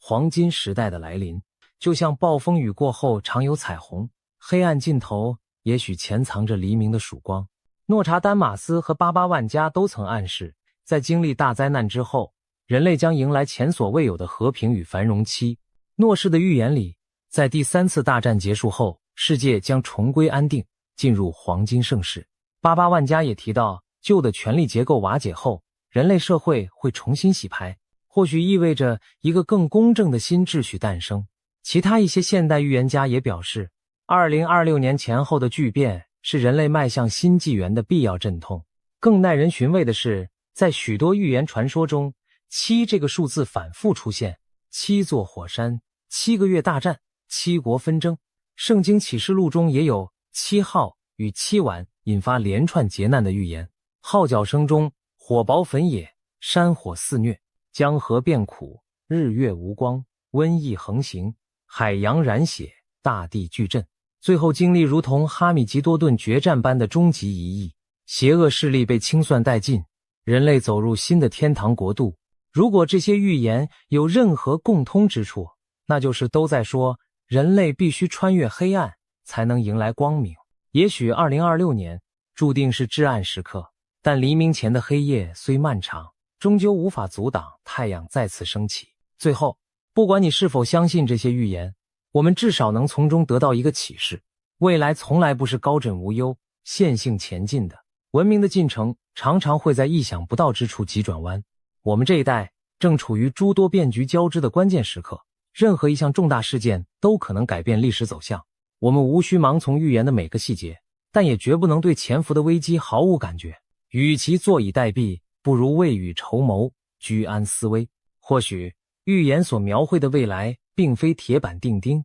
它更像摆在我们眼前的两条路，一条通向毁灭与动乱，一条则在迷雾尽头闪现着希望的微光。如果人类能从现在起做出改变，避免战争，尊重自然，团结合作，我们也许能绕过那些深渊与火坑，走向另一个结局。反之，如果我们无视这些警钟而任由现状恶化，预言中的黑暗前景就可能成为明天的现实。当夜深人静，我们仰望星空时，不禁要问，未来究竟掌握在谁手中？是冥冥中的命运，还是我们自己的双手？或许正如某些神秘学家所说，人类的集体意志本身就是影响未来的重要力量。我们希望2026年的篇章不是人类历史的终章，而是一个痛苦过后凤凰涅槃的新起点。愿我们每个人都能以史为鉴，心存善念，为改变即将到来的命运尽一份绵薄之力。因为预言的意义不正在于唤醒我们，去书写一个比预言更好的未来吗？